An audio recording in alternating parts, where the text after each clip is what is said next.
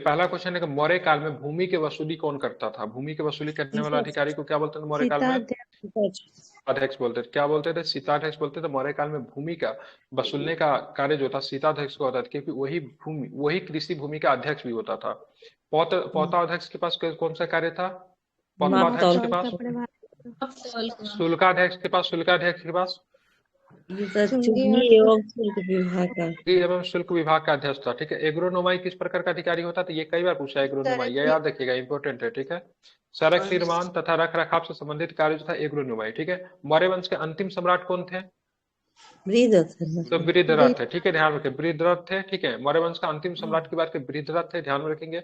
बृहद्रथ की हत्या उसके सेनापति पुष्यमित्र शुंग के द्वारा कब कर दी गई? 185 ईसा पूर्व में। पुष्यमित्र शुंग ने। ठीक है। और यहाँ पे देखेंगे ब्राह्मण वंश की नींव भी रखा चला जाता है। ठीक है। पुष्यमित्र शुंग ने ही शुंग वंश की स्थापना की। शुंग वंश के अंतिम राजा देवभूति की हत्या किसने कर दी? वासुदेव ने कर दी थी। ठीक है। वासुदेव ने कर दी थी, या कण्व वंश की नींव रखी थी। ठीक है।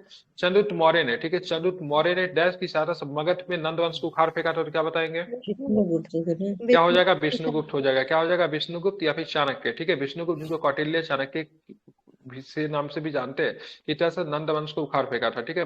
चंद्रगुप्त मौर्य ने नंद वंशी शासक धनानंद को पराजित करके मगध में मौर्य वंश की मतलब स्थापना की थी। ठीक है।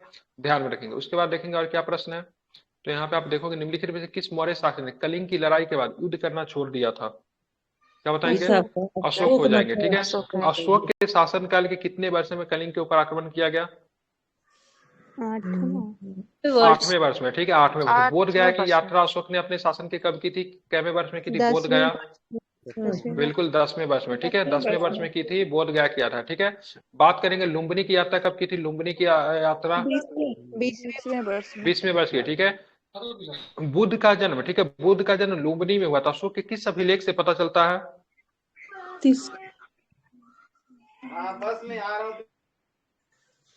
किस अभिलेख से पता चलता है? कितना बार तो ये बताओ, क्यों दिक्कत है? रुमन्नी देई किससे पता चलता है? रुमन्नी देई से पता चलता है। अशोक के जितने भी अभिलेख है सबका मतलब विषय क्या है? एडमिनिस्ट्रेशन है, प्रशासनिक है। लेकिन किस अभिलेख के विषय की बात करेंगे तो उसका आर्थिक विषय है। रात में ही तो बताए थे, पेट में सब भूल गए क्या? इधर भी तो बता देता हूँ हमेशा। 2 और कैसे 13 भूल था सकते हैं क्या आप सर? लोग? पता नहीं, 2 और 13 में तो पड़ोसी राज्यों के बारे में चर्चा किया गया है। ठीक है। लुम्बिनी ही है, लुम्बिनी का रुमन्नी देई जो है ना, उसी में आर्थिक विषय की चर्चा की। क्यों किया गया है?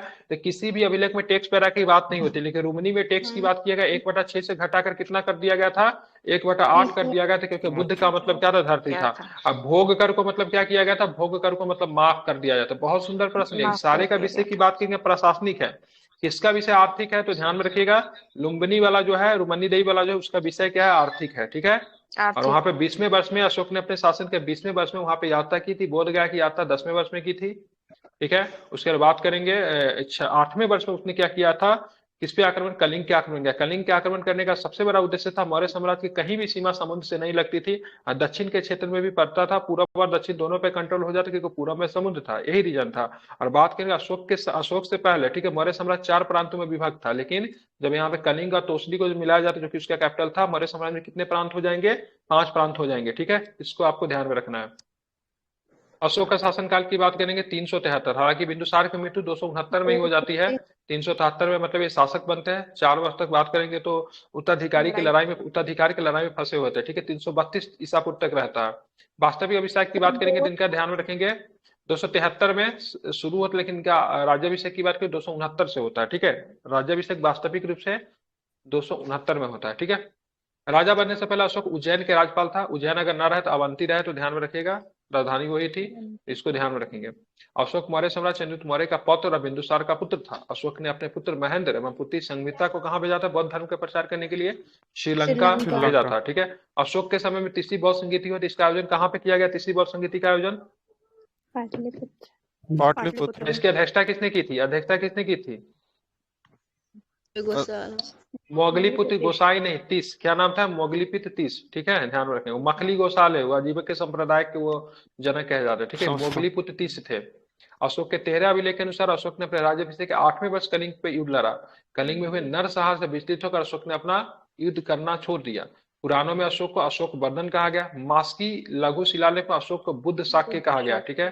अशोक के अभिलेखों को सबसे पहले पढ़ा था किसने पढ़ा? जेम्स प्रिंस ने पढ़ा था। ठीक है, अशोक के अभिलेख मुख्यतः, ठीक है, ब्राह्मी, खरोष्टी, ठीक है, अरमाइक और मतलब ग्रीक लिपि में आपको देखने को मिलती है। ठीक है, चलिए, सम्राट अशोक ने अपने राज्याभिषेक कितने वर्ष बाद कलिंग पे विजय प्राप्त की? सेम क्वेश्चन, 8वें वर्ष। ठीक है, ध्यान में रखेंगे। अभी जस्ट मैंने आपको 261 ईसा पूर्व में चंद्रगुप्त मौर्य सम्राट चंद्रगुप्त मौर्य ने किसे पराजित किया? ठीक है, तो सेल्यूकस निकेटर को पराजित किया था। कब पराजित किया था? तो 305 ईसा पूर्व में सेल्यूकस निकेटर को पराजित किया था। और जब दोनों के बीच में फिर से संबंध स्थापित हो जाते हैं, ठीक है, सेल्यूकस निकेटर का राजदूत, इसका नाम क्या था? क्या नाम था? मेगास्थनीज, जो कि चंद्रगुप्त मौर्य के दरबार में रहना शुरू करेंगे। ठीक है, चलिए पाटलिपुत्र में आगे चलेंगे। आगे क्या प्रश्न है देखेंगे उसको। सेल्यूकस निकेटर पुत्री हेलेना का विवाह चंद्रगुप्त मौर्य से करे था। इसमें हेरात, कंधार, काबुल और बलूचिस्तान, ठीक है, इस सब का नाम अलग अलग था। ठीक है, वो यूनानी में। ठीक है, लेकिन अभी फिलहाल आपको ध्यान में रखेंगे तो हेरात, कंधार, काबुल और बलूचिस्तान का कुछ क्षेत्र चंद्रगुप्त मौर्य को दिए। चंद्रगुप्त मौर्य भी हाथी देते हैं। ठीक है, किसे? अपने ससुर सेल्यूकस निकेटर को। ठीक है, और साथ में एक राजदूत भी नियुक्त किया गया मौर्य साम्राज्य, जिसका नाम था मेगास्थनीज। ठीक है, जिसने कौन सी किताब लिखी? सर कितना हाथी दिए थे?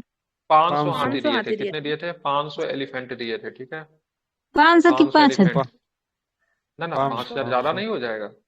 500, ठीक है, 500, ठीक है। इसके बारे में चर्चा जो किया है ना, वैवाहिक संबंध के युद्ध, वैवाहिक संबंध जस्टिन ने चर्चा किया है। किसने किया है ये युद्ध वगैरह के बारे में? जस्टिन ने चर्चा की। जस्टिन था, एक एपिनियस था। एपिनियस ने वैवाहिक संबंध के बारे में बताया है, जस्टिन ने युद्ध के बारे में चर्चा किया। ठीक है, चंद्रगुप्त मौर्य के दरबार में राजदूत मेगास्थनीज को किसने भेजा था? तो सिंपल सा प्रश्न है, किसने भेजा था? सेल्यूकस निकेटर ने भेजा था। ध्यान रखिएगा, यहाँ पे रहकर उसने इंडिका नामक पुस्तक लिखी। ठीक है, इंडिका नामक पुस्तक जब लिखने के क्रम से भारतीय समाज को 7 वर्गों में विभाजित किया। इसमें से कौन सा वर्ग नहीं आता था? इसमें ध्यान में रखिएगा, इसमें से क्या बोलते थे? दास नहीं थे। ठीक है, ये प्रश्न पूछता है, क्या नहीं थे? दास नहीं थे। अगर अकॉर्डिंग टू बात करेंगे ना, कौटिल्य की बात करें तो उसके अनुसार दास थे। ठीक है, लेकिन मतलब मेगास्थनीज के अनुसार जो थे दास नहीं थे। तो कौन कौन से वर्ग थे? 7 प्रकार के थे। दार्शनिक थे, परिषद सदस्य थे, अधिकारी थे, सैनिक थे, कृषक थे, शिल्पकार थे, पशुपालक थे। ठीक है, ध्यान में रखेंगे। और इन्होंने मध्य प्रदेश की जनता को, ठीक है, समृद्ध एवं कुशल बताया था। ठीक है, निम्नलिखित में से किसने इंडिका लिखी, जिसने मौर्य वंशों के शासन के समय का वर्णन किया है? तो वन एंड ओनली मेगास्थनीज। ठीक है, ध्यान में रखेंगे। समहर्ता नामक अधिकारी का क्या काम होता था? ध्यान में रखिए, कर लगाने के काम होता था। ठीक है, अभी भी ये पद है। ठीक है, समहर्ता ऑफिस अभी भी आपको देखने को मिलेगा। ठीक है, कर लगाने का मुख्य इनका कार्य होता था। अर्थशास्त्र के अंदर मौर्य काल में जो उच्च अधिकारी जो होते हैं उनको तीर्थ कहते थे। ठीक है, बड़े उच्च अधिकारी होते थे। अर्थशास्त्र में कुल कितने प्रकार के तीर्थों का उल्लेख आपको देखने को मिलता है? क्या बताएंगे, कितने प्रकार के तीर्थ? 18 प्रकार के तीर्थ है। तीर्थ के लिए, ठीक है, महापात्र शब्द का भी प्रयोग किया जाता है। समहर्ता भी इन्हें 18 तीर्थों में से। ठीक है, इनका भी एग्जाम उस समय अभी भी यूपीएससी से कम नहीं होता था, बहुत मतलब टफ एग्जाम होता था। इनके लिए परीक्षण किया जाता था। इन अधिकारियों को चुने, इनको बोला उपदा परीक्षण। क्या बोलते थे? उपदा परीक्षण होता था, जो कि कई चरणों से गुजरता था। ठीक है, एक तरह से इंटरव्यू टाइप का समझ लीजिए, बहुत टफ होता था। ठीक है, उपदा परीक्षण जो कि कई चरणों से गुजरना पड़ता था, उनके बाद इनको शामिल किया जाता था, जो कि सबसे वरिष्ठ अधिकारी होते थे, शासन प्रशासन को यही चलाते थे। ठीक है, समहर्ता का मुख्य काम था राजस्व एकत्रित करना, निर्धारण करना, आय व्यय का ब्यौरा रखना, वार्षिक बजट तैयार करना, यह समहर्ता का काम था। निम्नलिखित में से किस मौर्य शासक ने कलिंग पर विजय प्राप्त कर ली? तो फिर से सेम क्वेश्चन, अशोक हो जाएंगे। कब की? 261 ईसा पूर्व में की थी। किस शिलालेख में जानकारी मिलता है? कल 13वां शिलालेख में। 13वां शिलालेख में बात करेंगे तो संगम राज्य के अलावा एक श्रीलंका का भी चर्चा मिलता है। कौन कौन से राज्य का चर्चा मिलता है? तो ध्यान में रखिएगा, चेर का मिलता है, चोल का मिलता है, ठीक है, पांडे का मिलता है, ठीक है, सतीय पुत्र का मिलता है, ठीक है, और सिहली का भी मिलता है। ठीक है, ध्यान में रखेंगे। तो यहाँ पे बात करें, चेर का जो मतलब प्रतीक चिन्ह था, धनुष था, धनुष और तीर था। चोल की बात करेंगे, चोल का क्या था? बाघ था। ठीक है, पांडे की बात करेंगे तो मछली था। ठीक है, सत्य पुत्र का नहीं पता मुझे। ठीक है, लेकिन ये इस चेर को केरल पुत्र के नाम से जानते थे। किस नाम से जानते थे? केरल पुत्र के नाम से जानते थे। ये भी आपको ध्यान में रखिएगा। ये दूसरा शिलालेख, ठीक है, दूसरा अभिलेख, और 13वां में इनके बारे में ये जानकारी देते हैं। ठीक है, ध्यान में रखेंगे। यहाँ पे सारी चीजें हो, कलिंग युद्ध का वर्णन है। ठीक है, 13वें शिलालेख में ध्यान में रखें। टोटल शिलालेख की संख्या 14 है। ठीक है, ये भी आपको ध्यान में रखना है। बात करेंगे मौर्य काल में। ठीक है, सारनाथ स्तंभ का निर्माण अशोक ने करवाया था। सारनाथ स्तंभ कहाँ पे आपको दिखेगा? कहाँ पे सारनाथ स्तंभ है? वाराणसी। सारनाथ में। सारनाथ कहाँ पर था? उत्तर प्रदेश, वाराणसी में। वाराणसी में ही सारनाथ है। ठीक है, आसपास ही है। मौर्य काल का स्तंभ शीर्ष डैश में पाया गया, जिसे सिंह शीर्ष या फिर लाइन कैपिटल के रूप में जाना जाता है। तो कहाँ से पाया गया? सारनाथ में पाया गया। ठीक है, भारत सरकार इसे प्रयोग करती है। ठीक है, यहाँ पे 4 प्रकार के जानवर भी आपको देखने को मिलते हैं। घोड़ा है, बैल है, हाथी है और शेर की नक्काशी की गई है, ठीक है। लेकिन भारत सरकार ने इसके ऊपर वाला हिस्से को केवल अपनाया, पूरा को नहीं अपनाया, ठीक है। ऊपर वाला हिस्सा को आपको देखने को मिला जिसमें शेर देखने को मिले। कितने प्रकार का शेर है लायन कैपिटल में? चार। कितने पर? 4 शेर है, ठीक है। ध्यान रखें, 4 में से 3 आपको दिखाई देगा, ठीक है। इस स्तंभ पे शीर्ष पे कितने सिर है? 4 सिंह है, ठीक है। भारत सरकार ने इसी को मतलब प्रतीक के रूप में अपनाया, जो कि मतलब क्या है?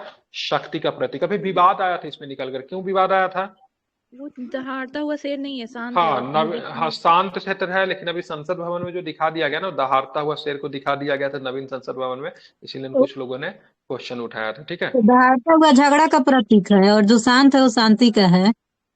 ये तो कभी भी शांति का प्रतीक नहीं हो सकता है, ठीक है। नहीं हो सकता है, लेकिन मतलब इसीलिए शक्ति का हुआ था। प्रतीक कहते हैं, क्या बोलते हैं? शेर क्या है? शक्ति शक्ति शक्ति का प्रतीक है, ठीक है। ध्यान रखेंगे, ठीक है। चलिए, सारनाथ स्तंभ को मौर्य काल का स्तंभ शीर्ष या सिंह शीर्ष भी कहा जाता है। तब भारत सरकार ने सारनाथ स्तंभ के संपूर्ण को नहीं अपनाया, केवल स्तंभ शीर्ष को अपनाया, ऊपर वाला हिस्सा को बनाया, जिसमें आपको, जिसको लायन कैपिटल का, जिसमें सिंह आपको देखने को मिलता। पूरा में नहीं, नहीं तो पूरा में अपना तो घोड़ा, बैल, गधा, हाथी सब देखने को मिलता, लेकिन नहीं, ठीक। घोड़ा है, बैल है, हाथी है, तो ये सब नहीं दिखता है, केवल आपको क्या दिखता है? शेर दिखता है, क्योंकि स्तंभ शीर्ष को हमने क्या अपनाया है? अपनाया, ठीक है। हमारा आदर्श वाक्य की बात करेंगे तो आदर्श वाक्य हमारा कौन सा है? सत्यमेव जयते। बिल्कुल, सत्यमेव जयते। कहाँ से लिया गया हमारा आदर्श वाक्य? उपनिषद से। मुंडक। तो आप हम ये बताइए, इसको प्रचलन में लाने का श्रेय किस व्यक्ति को जाता है, जो कि प्रचलित कर दिया इस शब्द को, कि भारत सरकार को अपनाया, अपनाना पड़ा बाद में? इसको जो दिए हैं उसको पूछ रहे हैं क्या? ऑप्शन ये बता दीजिए। तो इसको तो ये दिए नहीं देते हैं। मदन मोहन मालवीय, ठीक है। मदन मोहन मालवीय है। मदन मोहन मालवीय जी ने इनको मतलब क्या किया था? काफी अधिक प्रचलित किया था, बाद में भारत सरकार को आदर्श वाक्य के रूप में अपनाना पड़ा, ठीक है। ध्यान में, वसुदेव कुटुंबम जो था अभी G20 में, महाउपनिषद से लिया है। साल नहीं पता कब अपनाया गया, ठीक है, वही होगा,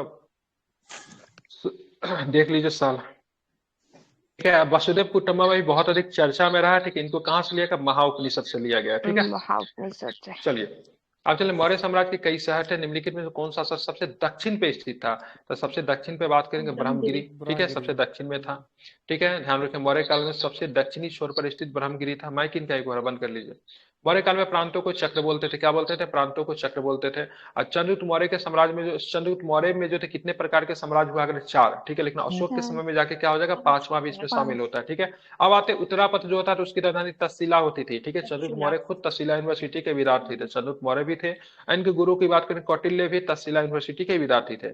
दक्षिणापथ की राजधानी जो स्वर्णगिरी थी। अवंती की राजधानी अवंती की राजधानी उज्जैनी और प्राची, ठीक है। और प्राची की बात करेंगे, प्राची की राजधानी की बात करेंगे तो आपको पाटलिपुत्र हुआ करती थी, ठीक है। आप इसे ध्यान में रखेंगे, ठीक है। एक नया आगे चल के जोड़ता, अशोक के समय संख्या 4 से बढ़कर कितनी हो जाती है? 5 हो जाती है। कलिंग को शामिल किया जाता। कलिंग की राजधानी की बात करें, क्या होती थी? तोसली हुआ करती थी, ठीक है। ध्यान में रखेंगे, हाँ बिल्कुल। लेकिन अगर पूछेंगे कलिंग को सबसे पहले मतलब मगध में किसने मिलाया, तो क्या बताएंगे? महापद्मनंद।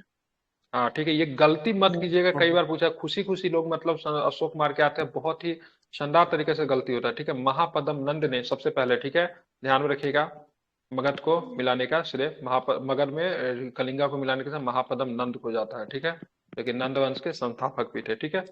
आगे चलेंगे, मौर्य साम्राज्य के काल में कुछ समय पूर्व लगभग 10 वर्ष पहले चीन के सम्राटों ने विशाल दीवान का निर्माण करवाया था, ठीक है। तो 2400, ठीक है, ध्यान रखेंगे। तो 10 वर्ष पहले मौर्य साम्राज्य काल से कुछ समय पूर्व, लगभग 150 वर्ष पहले, ठीक है, लगभग 2400 वर्ष पहले, ठीक है। क्यों किया गया था चीन का दीवार का निर्माण? क्योंकि लोग मंगोल आक्रमणकारी से परेशान थे। मंगोल आक्रमणकारी जो है, ठीक है, आता था चीन को लूट के जाता था, इसलिए चीन का विशाल दीवार का निर्माण करवाया गया, ठीक है। अंतरिक्ष से देखे जाने वाला एकमात्र स्थल जो है यही है, जो मानव के द्वारा बनाई गई कलाकृति जो अंतरिक्ष से जो दिखा जाता है, चीन का मतलब क्या है? दीवार है, ठीक है। फिर क्या है, चीन के महान दीवार के ना हुनों के आक्रमण को रोकने के, ठीक है, हुनों का आक्रमण को रोकने के लिए, ठीक है, शुरू किया गया। चीन की उत्तरी सीमा पर हुआ। इसकी लंबाई की बात की कितना? 21,196 किलोमीटर, समझ रहे हैं? 21,196 किलोमीटर है, ठीक है। उधर भारत में भी एक दीवार जो है काफी बहुत फेमस है, कौन सा है? कुंभलगढ़ की, क्या नाम है उसका? गूगल करेंगे तो मिल जाएंगे, ठीक है। वो भी मतलब काफी फेमस है, लेकिन चर्चा में नहीं रहता है, लेकिन वो भी काफी बढ़िया से, उसका भी लंबाई काफी है, पूरे शहर को ही कवर किया गया है। मौर्य काल की भारत की कौन सी गुफाओं की सबसे पुरानी जीवित रॉक कट गुफाएं मानी जाती है? कौन सी गुफाएं हैं?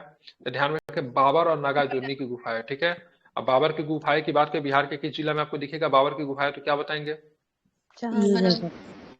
बिहार के जहानाबाद जिले में दिखेगा। बहुत सुंदर।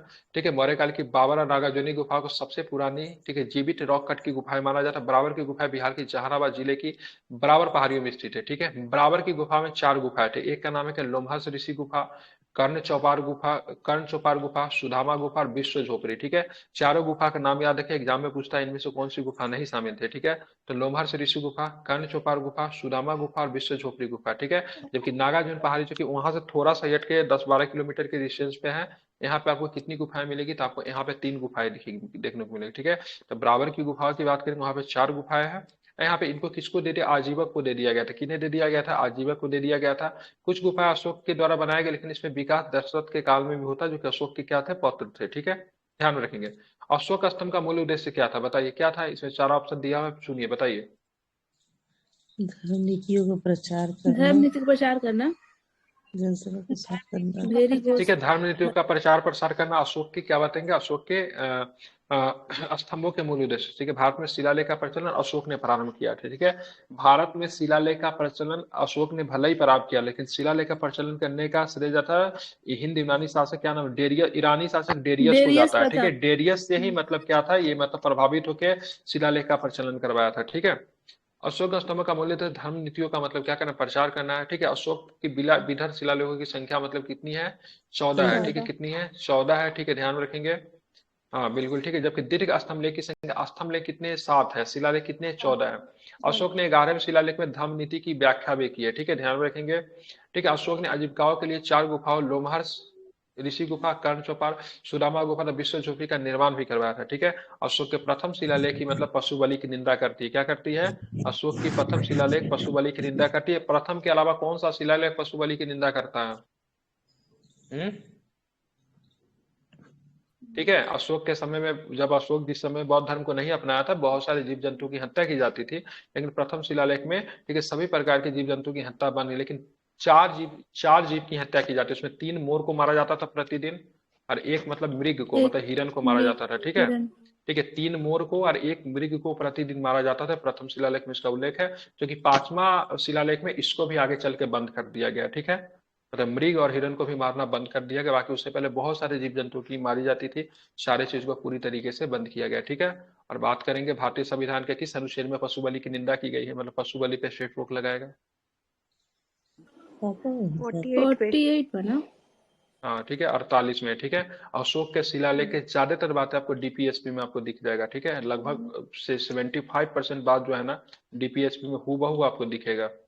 जब पॉवर्टी की बात करें, सांप्रदायिकता भावना को समाप्त करने, पशु बलि की निंदा की बात करेंगे, पर्यावरण को बढ़ावा देने की बात करेंगे, बहुत कुछ जो है सब अशोक के शिला में। सद्भाव की बात करें तो सब आपको डीपीएसपी में आपको दिखेगा। मास्की शिलालेख वर्तमान में किस राज्य में स्थित है, मास्की शिलालेख की बात करेंगे। ठीक है, ध्यान, मास्की और गुजरात दोनों के दोनों आपको कर्नाटक में आपको देखने को मिलेगी। मास्की भारत के किस राज्य में है, तो रायचूर जिले में आपको देखने को मिलता है। ठीक है, यहाँ पे क्या मिला, तो बस 1915 में यहाँ से सम्राट अशोक के महान शिलालेख प्राप्त हुए। ठीक है, और मास्की शिलालेख से ये पता चलता है कि देवाम्पिय प्रियदर्शी अशोक का ही नाम है। तो इसे क्या पता चलता है, इससे पता चलता है अशोक जो था धार्मिक सद्भाव को आगे भी बना के रखा, क्योंकि भले ही इसने बौद्ध धर्म को अपना लिया, लेकिन बौद्ध धर्म के अपनाने के बाद भी इनका नाम देवनाम पियर पियदर्शी था, मतलब देवताओं को प्रिय, मतलब इसने धार्मिक सद्भाव बनाने के बाद भी इसलिए कि सनातन धर्म या फिर मतलब हिंदू धर्म के प्रति इन्होंने किसी भी प्रकार का क्रैक डाउन नहीं किया। ठीक है, मतलब सभी धर्मों के बीच में सद्भावना काम करके रखी, तब तक इसका नाम देवनाम पियर पियदर्शी देखने को मिलता है, क्योंकि देवताओं का प्रिय था। ठीक है, किससे मिला है, तो मास्की शिलालेख से मिला है। कहाँ पे मास्की शिलालेख, कर्नाटक में। कर्नाटक के किस जिला में, तो रायचूर में है। ठीक है, याद रखेंगे। कब मिला है, तो 1915 में मिला है। ठीक है, निम्नलिखित में कौन शुंग वंश का एक शासक था, शुंग वंश की शासक की बात करेंगे, पुष्यमित्र की बात करेंगे। पुष्यमित्र शुंग जो था, ठीक है, क्या था, शुंग वंश का शासक था। और इसके समय में क्या होता था, इसके समय में आप देखेंगे तो यहाँ पे मौर्य के आखिरी शासक बृहदर की हत्या कर दी जाती है, शुंग वंश की नींव रखी जाती है। ठीक है, शुंग वंश का शासनकाल 185 ईसा पूर्व में शुरू होता है, और ठीक है लगभग 75 ईसा पूर्व तक चलता है। शुंग वंश का अंतिम शासक देवभूति था, जिसकी हत्या वासुदेव ने कर दी। वासुदेव ने कर्ण वंश की नींव रखी थी। ठीक है, ध्यान में रखेंगे। अंतिम शासक वासुदेव के कर्ण वंश के अंतिम शासक की हत्या के सिमुक करता है, और सिमुक जो था आंध्र सातवाहन वंश का नींव रखता है। ठीक है, अब पुष्यमित्र शुंग की बात कर, पुष्यमित्र शुंग के मतलब पुरोहित की बात करें, पतंजलि थे। क्या थे, पुष्यमित्र शुंग के पुरोहित कौन थे, पतंजलि थे। अब पतंजलि जो थे किस सूत्र के जनक थे, तो क्या बताएंगे, बिल्कुल योग सूत्र। किसके हो जाएंगे, योग सूत्र के जनक जो थे पतंजलि थे। ठीक है, पुष्यमित्र बौद्ध विरोधी था, लेकिन भरूत स्तूप बनाने का श्रेय पुष्यमित्र सोंग को जाता है, इसीलिए थोड़ा सा क्लियरेंस भी नहीं मिल पाता है। लेकिन कहते हैं इसने बहुत सारे बौद्धों की मतलब हत्या भी करवाई थी। ठीक है, ध्यान में रखेंगे। खारवेल कलिंग का राजा था। ठीक है, इसने मगध पर आक्रमण करके पुष्यमित्र शुंग को पराजित किया था। खारवेल की बात करेंगे। ठीक है, खारवेल के कलिंग का राजा था, इसने मगध पर आक्रमण करके पुष्यमित्र शुंग को बताया था। खारवेल से संबंधित अभिलेख की बात करें, कौन सा अभिलेख है? हाथी गुम्फा। बिल्कुल, हाथी गुफा अभिलेख है। ठीक है, हाथी गुफा अभिलेख में सबसे पहले आपको भारतवर्ष नाम उल्लेख आपको दिखता है। ठीक है, भारतवर्ष हाथी गुफा अभिलेख। ठीक है, बात करें पुष्यमित्र शुंग के काल में यवन आक्रमण हुए। ठीक है, गार्गी संहिता में यवनों का आक्रमण के विषय में जानकारी आपको देखने को मिलती है। ठीक है, शुंग वंश का अंतिम राजा था, फिर सेम क्वेश्चन। ठीक है, ध्यान में, शुंग वंश का अंतिम राजा कौन था? तो शुंग वंश के अंतिम राजा जो था देवहूति था। देवहूति की हत्या किसने कर दी? देवहूति की हत्या किसने कर दी? बताते हैं। अभी तो बताया था, वासुदेव ने हत्या कर दी थी। वासुदेव से है, वासुदेव इतना का जल्दी ऐसा कैसे था। भूल सकते हैं आप लोग? ठीक है, वासुदेव। भूलिए आराम से, लेकिन कम से कम क्लास के बाहर जाने का बार भूलिए, क्लास में भूल जाते हैं आप। किस प्रसिद्ध शासक को द्वितीय अशोक के नाम से भी जाना जाता है? किसे बोलते हैं द्वितीय अशोक के नाम से? बताइए, किसे जानते हैं? को बोलते हैं ना सर। कनिष्क को। बिल्कुल, कनिष्क को द्वितीय अशोक के नाम से जानते हैं। कनिष्क भी जो था बौद्ध धर्म का क्या था? संरक्षक था। ठीक है, कुषाण वंश का संस्थापक की बात कुजुल कटफिसस था। ध्यान में रखेंगे। एक कुषाण जो थे कि जनजाति से किस कबीले से संबंध रखते थे, तो क्या बताएंगे? मतलब पूछ क्या रहे हैं? पूछ रहा है, कुषाण किस कबीले से संबंध रखते थे, यही पूछ रहे हैं, और कुछ अलग नहीं पूछ रहे हैं। अब बोलेगा ऑप्शन दीजिए। ऑप्शन मिलेगा बोलिए ना, तो देंगे ऑप्शन। कुइची, यूची, कुइची, म्यूची। इनमें से कोई नहीं। हाँ, यूची नहीं होगा, यूची। अच्छा। यूची, ठीक है, इसी कबीले से आते थे। मुख्यतः ये लोग जो थे ना पशुपालक थे। ठीक है, ये भारत कैसे पहुंच गया पता है? जब उधर, जब क्या बोलते हैं, उधर आपका चाइना की तरफ से जब वो बहुत अभी ठंडा पड़ा, पूरा बर्फ जो होता था ढक जाता था, पहुंचते पहुंचते पहुंचते पहले भारत पहुंच गया पशु चारण की खोज में। ठीक है, अब पता चला से यहाँ पे एक राजवंश की नींव बार में डाल दी। कुषाण कनिष्क की बात करें, कुषाण वंश का महानतम शासक था, इसको द्वितीय अशोक के नाम से भी जाना। कनिष्क की दो राजधानी थी, एक राजधानी मथुरा की बात करेंगे, एक जो कि धार्मिक राजधानी थी, एक राजधानी जी थी पुरुषपुर था, जिसको पेशावर के नाम से जानते हैं। शक संवत की बात करें, कनिष्क के द्वारा चलाया गया था। गंधार शैली कनिष्क के शासनकाल में काफी विकसित हुई थी। ठीक है, ध्यान रखें। ठीक है, उसके बाद कौन कुषाण शासक इतिहास में बौद्ध धर्म के महान शासक के रूप में प्रसिद्ध है, जिन्होंने चतुर्थ बौद्ध संगीति का आयोजन करवाया था? तो क्या हो जाएगा? कनिष्क हो जाएगा। चतुर्थ बौद्ध संगीति का आयोजन कहाँ पे हुआ था? तो क्या बताए, कहाँ पे हुआ था? कश्मीर में हुआ था। ठीक है, ध्यान में। इसकी अध्यक्षता किसने की थी, तो क्या बताएंगे? ये भी बता दीजिए। ठीक है, किसने की थी? मित्र किया था। वसुमित्र ने किया था। बहुत सुंदर। ठीक है, बात करेंगे अश्वघोष, पार्श्व, ये नागार्जुन, वसुमित्र, था। चरक, ये सारे के सारे किनके? इन्हीं के दरबार। अश्वघोष ने लिखा था बौद्ध रामायण। अश्वघोष ने बौद्ध रामायण लिखा था। क्या बोलते थे उनको? अश्वघोष के द्वारा जो रामायण का बौद्ध रामायण लिखा गया था, उसको क्या बोलते हैं? बुद्ध चरित्र। अशोक ने किस? बौद्ध चरित्र लिखा था, बुद्ध चरित्र, जिसको बौद्धों का रामायण बोलते हैं। ठीक है, बुद्ध चरित्र की भाषा की बात करें, क्या कौन सी भाषा में लिखी गई? पाली में, खरोष्टी में, देवनागरी में, ठीक है, या फिर संस्कृत में? पाली। संस्कृत में। संस्कृत में किसमें लिखा गया? संस्कृत में लिखा गया। ठीक है, ध्यान रखें। नागार्जुन को सापेक्षता का सिद्धांत के जनक भी कहते हैं, इसलिए भारत के इनको आइंस्टीन के नाम से भी जानते हैं। सिल्क मार्ग पर किसका नियंत्रण था? कनिष्क का नियंत्रण था। यूपीएससी ने पूछा भी था। बुद्ध चरित्र की रचना अशोक घोष ने की। चरक जो था कनिष्क का मतलब राज्य में था, इसने किताब लिखी थी, इसका नाम था चरक संहिता। कौन सी किताब लिखी थी? चरक संहिता लिखी थी। निम्नलिखित में से कौन सबसे प्रसिद्ध शासक जिसने कटियावार के सुदर्शन झील का जीर्णोद्धार करवाया? तो पता है, रुद्रनामन प्रथम। ठीक है, ध्यान में। रुद्रनामन शकों में के सर्वाधिक प्रसिद्ध राजा रुद्रनामन प्रथम था।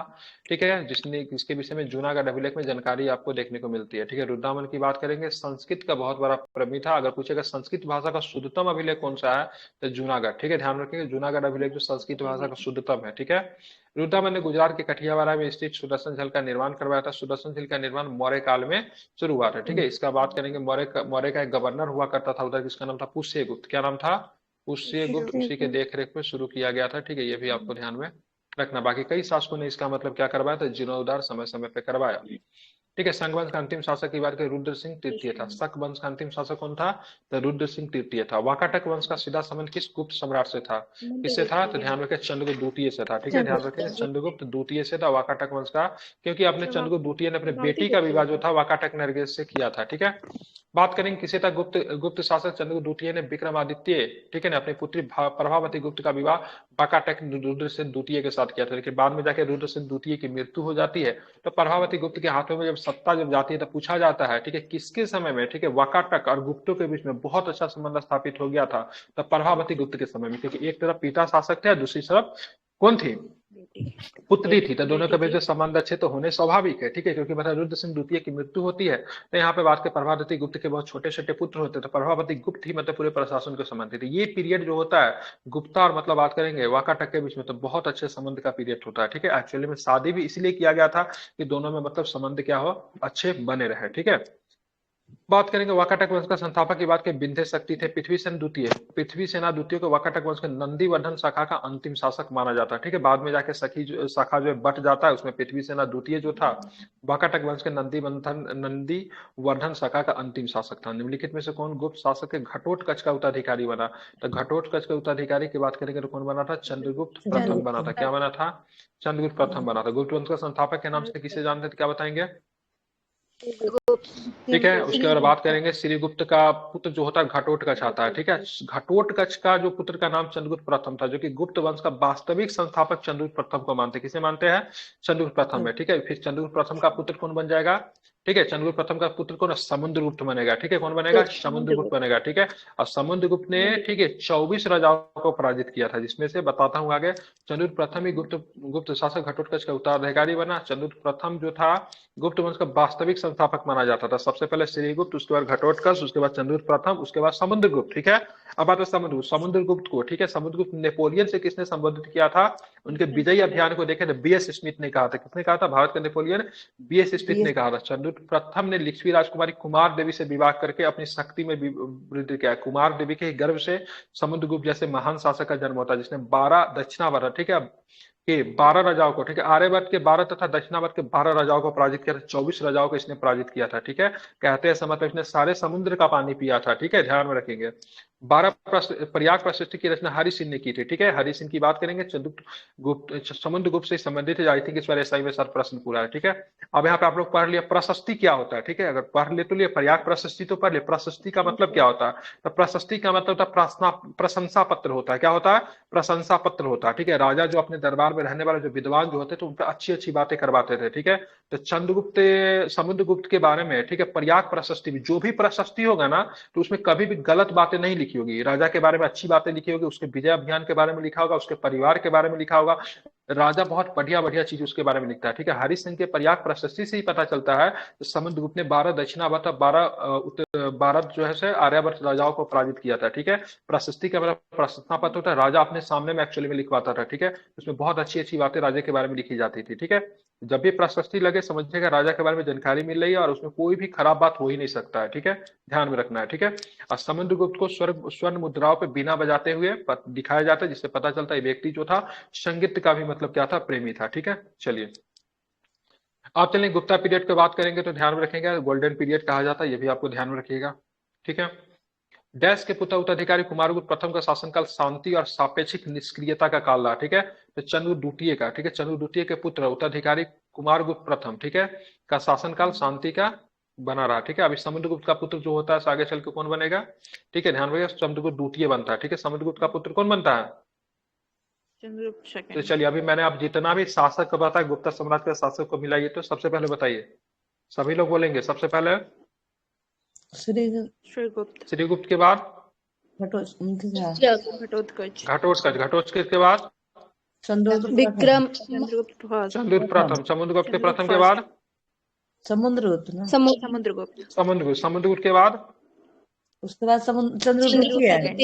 चंद्रगुप्त द्वितीय के बाद उसके बाद हो जाएगा कुमारगुप्त। क्या हो जाएगा, कुमारगुप्त। ये कुमारगुप्त एक व्यक्ति था, बिहार में एक विश्वविद्यालय की नींव रखी थी। किस विश्वविद्यालय की नींव रखी कुमारगुप्त ने, बिल्कुल नालंदा विश्व। इनके समय में ज्यादा ना मारपीट ये सब नहीं होता, थोड़ा शांति व्यवस्था का काम रहता है, इसलिए आप देखेंगे आर्ट एंड कल्चर इस सब पे थोड़ा विशेष ध्यान दिया जाता है, ठीक है। चंद्रगुप्त द्वितीय का पुत्र था, ठीक है, 415 से लेकर 455 ईस्वी तक राजा रहा, ठीक है। गुप्त शासक कुमारगुप्त प्रथम के समय के सर्वाधिक गुप्तकालीन अभिलेख प्राप्त होते हैं, ठीक है। तथा बात करेंगे तथा इनको नालंदा विश्वविद्यालय की स्थापना का श्रेय भी जाता है। ठीक है, ऑक्सफोर्ड ऑफ महायान कहते थे। ठीक है, ऑक्सफोर्ड ऑफ महायान कहा जाता है नालंदा विश्वविद्यालय को। ठीक है, अगर पूछेंगे नालंदा विश्वविद्यालय किस शाखा से संबंधित है बौद्ध धर्म के, तो महायान शाखा की प्राप्त होती है। किसकी पढ़ाई होती थी? महायान शाखा की पढ़ाई होती है। ठीक है, ऑक्सफोर्ड ऑफ महायान के नाम से जानते थे। कुमारगुप्त प्रथम का शासनकाल शांति व्यवस्था सापेक्षिक निष्क्रियता का काल रहा। ठीक है, ध्यान में रखेंगे। मतलब इनके गुप्ता तो साम्राज्यवादी तो थे गुप्ता, लेकिन इन्होंने छोड़ दिया था। शकों पर विजय प्राप्त करने के पश्चात निम्नलिखित किसने विक्रमादित्य की उपाधि धारण कर ली? किसने धारण कर लिया? तो चंद्रद्वितीय ने मतलब क्या क्या था? विक्रम उपाध्याय की उपाधि धारण की थी। ठीक है, और ये उपाधि इतिहास में सबसे ज्यादा प्रचलित हुआ। इतिहास में इस उपाधि को कितना बार धारण किया गया? 14 हाउ बार। Much time? 14 बार। ठीक है, अंतिम शासक जिसने इस उपाधि को धारण किया तो उसका नाम क्या था? हेमू। बिल्कुल, हेमू विक्रमादित्य, जो कि भारत के अंतिम हिंदू शासक ही कहे जाते हैं इनको, ये भी ध्यान में रखेंगे। बिल्कुल ठीक है। शकों पे बात करेंगे। विजय प्राप्त करने के उपपश्चात चंद्रद्वितीय ने विक्रमादित्य की उपाधि धारण की। चंद्रद्वितीय की बात करेंगे, समुद्रगुप्त के मतलब पुत्र थे। भारत के नेपोलियन कहा जाता था इनको।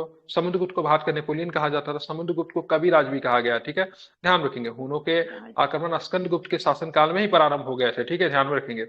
विष्णुगुप्त तृतीय गुप्त वंश का अंतिम शासक था। ठीक है, फाहियान एक चीनी आती था जो कि चंद्रद्वितीय के शासनकाल में भारत आया था। ठीक है, ध्यान में रखेंगे। एक ठीक बार है, और रिपीट कर दीजिएगा सर थोड़ा। क्या रिपीट बॉक्स कर दूं? सारा शासक तो बता दिया, फिर से बता दूं? की बॉक्स को, हाँ सर रिपीट करिए। शकों देखिए, पर विजय प्राप्त करने के बाद। शक पे विजय प्राप्त करने के बाद चंद्रगुप्त को विक्रमादित्य कहा गया था। ठीक है, अपने आप को उपाधि धारण किया। चंद्रद्वितीय जो थे समुद्रगुप्त के पुत्र थे। समुद्रगुप्त को भारत का नेपोलियन भी कहते हैं। समुद्रगुप्त को बीएस स्मिथ ने कहा था। विंसेंट आर्थर स्मिथ, पूरा नाम क्या था? बीएस स्मिथ, जो कि अकबर के विजय को, अकबर के गुजरात अभियान को द्रुतगामी अभियान भी कहकर संबोधित किया था विंसेंट आर्थर स्मिथ ने। ठीक है, तो मेडिवल पढ़ाऊंगा तो बताऊंगा क्यों कहा था। ठीक है, हुनों के आक्रमण की बात करेंगे, स्कंदगुप्त के शासनकाल में प्रारंभ होते, ये भी आपको ध्यान में रखना है। विष्णुगुप्त तृतीय, गुप्त वंश का अंतिम शासक जो था विष्णुगुप्त तृतीय था। ठीक है, ध्यान में रखेंगे। फाइहान एक चीनी जाति था जो कि चंद्रगुप्त द्वितीय के शासन काल में ही मतलब भारत की यात्रा पे आया था। ठीक है, एक्चुअली में आया था बौद्ध धर्म का, बौद्ध धर्म के बारे में पढ़ने आया था। नालंदा विश्वविद्यालय जाता, जिस समय नालंदा विश्वविद्यालय जाता है उस समय नालंदा विश्वविद्यालय के चांसलर कौन होते हैं, मतलब हेड कौन होते हैं? शिलभद्र। क्या नाम था उनका? शिलभद्र थे। नालंदा विश्वविद्यालय में जाता है तो काफी प्रभावित होता है, तो बुद्ध भगवान का पूजा करता है वहां पे। बुद्ध भगवान के पूजा के साथ किनका पूजा भी ये कर लेता है? शिव का। बिल्कुल, शिव भगवान का पूजा करता है। ठीक है, और पाली सूर्य का भी अनुसंधान करता केंद्र है। हाँ, शिव और सूर्य का पूजा करता है। ठीक है, ध्यान, शिव और सूर्य देवता का भी पूजा ये करते हैं। ठीक है, अब पाली अनुसंधान केंद्र जो है नालंदा विश्वविद्यालय की बहुत बेहतरीन चीज है। ठीक है, ध्यान में रखेंगे। आगे चलेंगे। सती प्रथा का प्रथम अभिलेखीय साक्ष्य कहाँ से मिलता है आपको? तो गुप्ता के एरन। पीरियड में मिलता है। ठीक है, किसी, ठीक है, एरन अभिलेख से। ठीक है, एरन एरन एरन अभिलेख से आपको देखने को मिलता है, एरन अभिलेख से। और अब राजा भोज नहीं, बार बार मैं बताता हूँ, गलती आप लोग क्यों करें? किसी भी राजा के पत्नी के सती होने का उल्लेख नहीं है। एक सैनिक के पत्नी के सती होने के नाम है जिनका नाम गोपराज है, भोजराज नहीं है। क्या नाम है? बार बार मैं इसको सुधारता हूँ, आप लोग भोजराज कैसे न कैसे याद कर लिए, हमेशा भोजराज भोजराज करते रहते हैं। गोपराज है, क्या है वह? गोपराज है। ठीक है, ध्यान में रखेंगे। एरन अभिलेख से पता चलता है। ठीक है, हाँ नहीं, भोजराज डिलीट कीजिए, गलत हो जाएगा। ठीक है, गुप्त से सर गोपराज है वो। गोपियार ठीक है, नहीं कर सकते हैं। हाँ ठीक है, और वो भी कोई राजा उजा नहीं था, सैनिक था वो। ठीक है, उसके पत्नी के सती होने का प्रमाण आपको देखने को मिलता है। स्त्रियों की दशा पहले गुप्त काल में देखेंगे, स्त्रियों की दशा पहले के तुलना में गिरावट होती है। सती प्रथा का प्रथम उल्लेख प्रमाण, ठीक है, भानुगुप्त के एरन अभिलेख से मिलता है, जो कि मतलब कि 510 ईस्वी का है। ठीक है, यह अभिलेख मध्य प्रदेश के एरन से आपको प्राप्त होता है, ये भी आपको ध्यान में रखना है। और जो व्यक्ति के पत्नी का सती होने का प्रमाण है वो गोपराज है। ठीक है, प्राचीन भारत के किस कवि के मेघदूत की रचना की थी? मेघदूत की रचना, ठीक है, कालिदास। कालिदास, भारत के शेक्सपियर। उन्होंने बहुत से, इनका जो भी किताब होगा ना, ठीक है, सब में प्रेम कहानी होगा। ठीक है, अभिज्ञान शकुंतला, मतलब शकुंतला, और मतलब क्या नाम है, दुष्यंत का प्रेम कहानी, विक्रम उर्वशी में भी यही है, मालविका मिथिला में। ठीक है, अग्निमित्र, अग्निमित्र जो कि मतलब किनके पुत्र थे? अग्निमित्र, नंद अग्निमित्र किसके पुत्र थे? कण्व नहीं वंश में थे ना, कण्व वंश नहीं का नहीं, था। अरे अग्निमित्र इनके पुत्र थे, क्या नाम है इनका? वसुदेव कण्व, हम्म, वसुदेव का ही तो था अग्निमित्र। नहीं नहीं, अग्निमित्र उनके पुत्र नहीं थे। ठीक है, इनका पिताजी बहुत फेमस शासक। मालविका और अग्निमित्र की प्रेम कहानी, मालविका के तस्वीर से इनको प्यार हो जाता है। ठीक है, जो कि मालविका जो थी एक दरबार में काम करने वाली नौकरानी थी। ठीक है, अग्निमित्र। अरे सर, अग्निमित्र था। एक मिनट बता रहा हूँ, हो सकता है मेरा ही दिमाग में कुछ और चल रहा है। पुष्यमित्र शुंग का बेटा था। शुंग बता रहा हूँ, ठीक है। पुष्यमित्र शुंग का बेटा था, अग्निमित्र था, जो कि मालविका के प्रेम में पे इनको बहुत अच्छे से दिखा है। कुमार संभव की बात करेंगे, मेघदूतम की बात करेंगे, ऋतुसार की बात करेंगे, सारी की सारी रचनाएं किनकी है, तो कालिदास कालिदास की की। रचनाएं हैं, ठीक है। ध्यान रखो, कालिदास सम्मान किस राज्य सरकार के द्वारा दिया जाता है, कालिदास सम्मान उत्तर मध्य प्रदेश प्रदेश के द्वारा दिया जाता है, ठीक है, मध्य प्रदेश, एमपी सर। ठीक है। एमपी, ठीक है। उपयुक्त, चलिए, दिल्ली के प्रसिद्ध लौह स्तंभ का निर्माण किस वंश के शासक ने करवाया था, ठीक है, गुप्त वंश, ठीक है। विश्व के लोगों को अपने तरफ ये ध्यान आकर्षित क्यों किया, क्या रीजन है, मतलब इन्हें ध्यान आकर्षित किया है। रस्ट नहीं लगता है। देखिए लोहा का, हाँ बिल्कुल, लोहा का एक गुण क्या होता है उसमें, ठीक है, उसमें रस्ट लगता है, लेकिन इसमें रस्ट नहीं लग रहा है, ठीक है। ये कहाँ पे मिलेगा, महरौली में मिलेगा। कहाँ पे मिलेगा, महरौली के लौह स्तंभ के निर्माण चंद्रगुप्त द्वितीय ने करवाया था, ठीक है। चंद्रगुप्त द्वितीय गुप्त वंश का गुप्त काल का एक प्रतापी शासक था। गुप्त काल को भारत का इतिहास का स्वर्णिम कहते हैं। नंदा विश्वविद्यालय की स्थापना कुमार गुप्त प्रथम के शासन काल में हुई थी, ठीक है। दक्षिण में राष्ट्रकूट वंश का संस्थापक की बात करें, कौन हो जाएंगे, तो दंती दुर्ग हो जाएंगे। क्या हो जाएंगे, दंती दुर्ग हो जाएंगे। दंती दुर्ग को राष्ट्रकूट वंश का संस्थापक माना जाता है। राष्ट्रकूटों की राजधानी कहाँ थी, राजधानी मानेका, ठीक है। एलोरा के प्रसिद्ध कैलाश मंदिर का निर्माण किसने करवाया, बिल्कुल कृष्ण प्रथम ने करवाया था। ध्रुव प्रथम की बात करें, राष्ट्रकूट का राजा था जिसने कन्नौज के लिए त्रिपक्षीय संघर्ष, अगर पूछेगा प्रथम राजा की बात करेंगे जो कि त्रिपक्षीय संघर्ष में भाग लिया था, कौन था, ध्रुवपाल था, ठीक है। लेकिन पूछेंगे ध्रुव था, ठीक है, ध्यान रखें, ध्रुव, ठीक है, ध्रुव वाज द फर्स्ट किंग, ध्रुव प्रथम।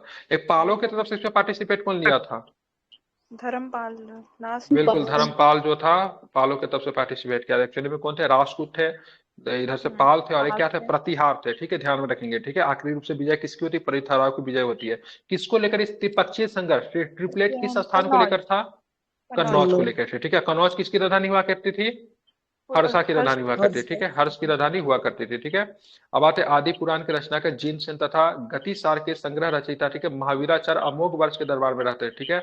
अमोघ वर्ष की बात करेंगे, ये मतलब क्या थे, ध्यान में, राष्ट्रकूट शासक थे। आदि पुराण के रचनाकार जिनसेन, गणिता सार के संग्रह के रचयिता महावीराचार्य, सारे के सारे अमोघ वर्ष के दरबार में रहते थे। अमोघ वर्ष जो था, ठीक है, तुंगभद्रा नदी में जल समाधि ली थी, ठीक है, ये भी आपको ध्यान रखा। पूछेगा किस राष्ट्रकूट शासक ने, ठीक है, तुंगभद्रा नदी में जल समाधि ली थी, तो अमोघ वर्ष ने ली थी, ठीक है। राष्ट्रकूटों का महानतम शासक कृष्ण तृतीय के दरबार में, ठीक है, कन्नड़ के प्रसिद्ध कवि पूर्ण रहते थे। तो राष्ट्रकूट के महानतम शासक की बात करें, कृष्ण तृतीय जो थे, उनके दरबार में कन्नड़ कवि कौन रहते, पूर्ण रहते, ठीक है। एक कन्नड़ के 3-4 कवि थे, जैसे पूर्ण थे, रन थे, एक और भी नाम क्या था, उसको कन्नड़ के त्रिरत्न के नाम से जाना जाता है, ठीक है। पूर्ण थे, एक रन थे, एक और याद है क्या, क्या नाम है, पन्न पूर्ण रन। हाँ एक पन्न थे, ठीक है, ध्यान रखिए, कन्नड़ के त्रिरत्न के नाम से इनको जाना जाता था, ठीक है। पन्न थे, पुण्य थे, रन थे, ठीक है, ध्यान में इसको रखेंगे। आगे चलेंगे, त्रिपक्षीय संघर्ष की बात करेंगे, जिसमें कन्नौज त्रिपक्षीय संघर्ष के रूप में भी जाना जाता है। 8वीं-9वीं शताब्दी के 3 महान भारतीय राज्यों के बीच में कौन कौन थे, तो पाल थे, प्रतिहार थे, राष्ट्रकूट थे। याद रहेगा कि भूल जाएगा, बहुत इंपॉर्टेंट क्वेश्चन है।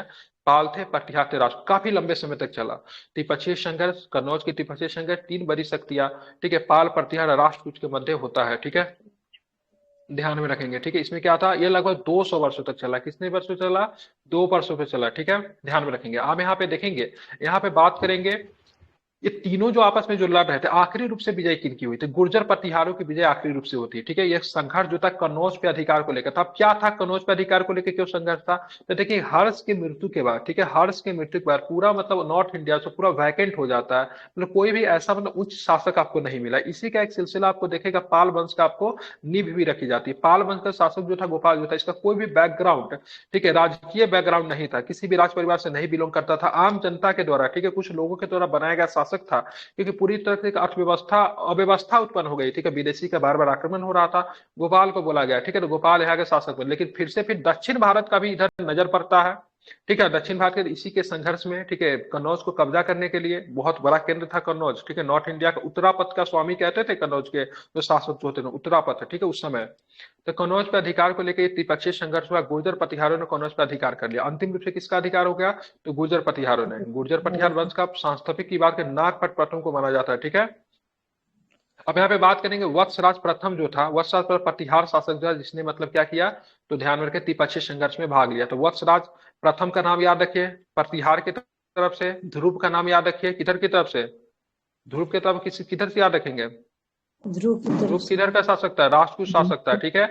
अब धर्मपाल का याद रखिए किधर की तरफ से, तो ध्यान में रखेंगे कहाँ से, पाल शासक थे, ये प्रथम शासक थे, इन्होंने सबसे पहले पार्टिसिपेट किया। हालांकि 200 वर्षों तक ये चला था, तो बहुत सारे शासकों ने इसमें पार्टिसिपेट किया, लेकिन धर्मपाल पाल की तरफ से, राष्ट्रकूट की तरफ से बात करेंगे तो क्या हो जाएगा, ध्रुव हो जाएगा।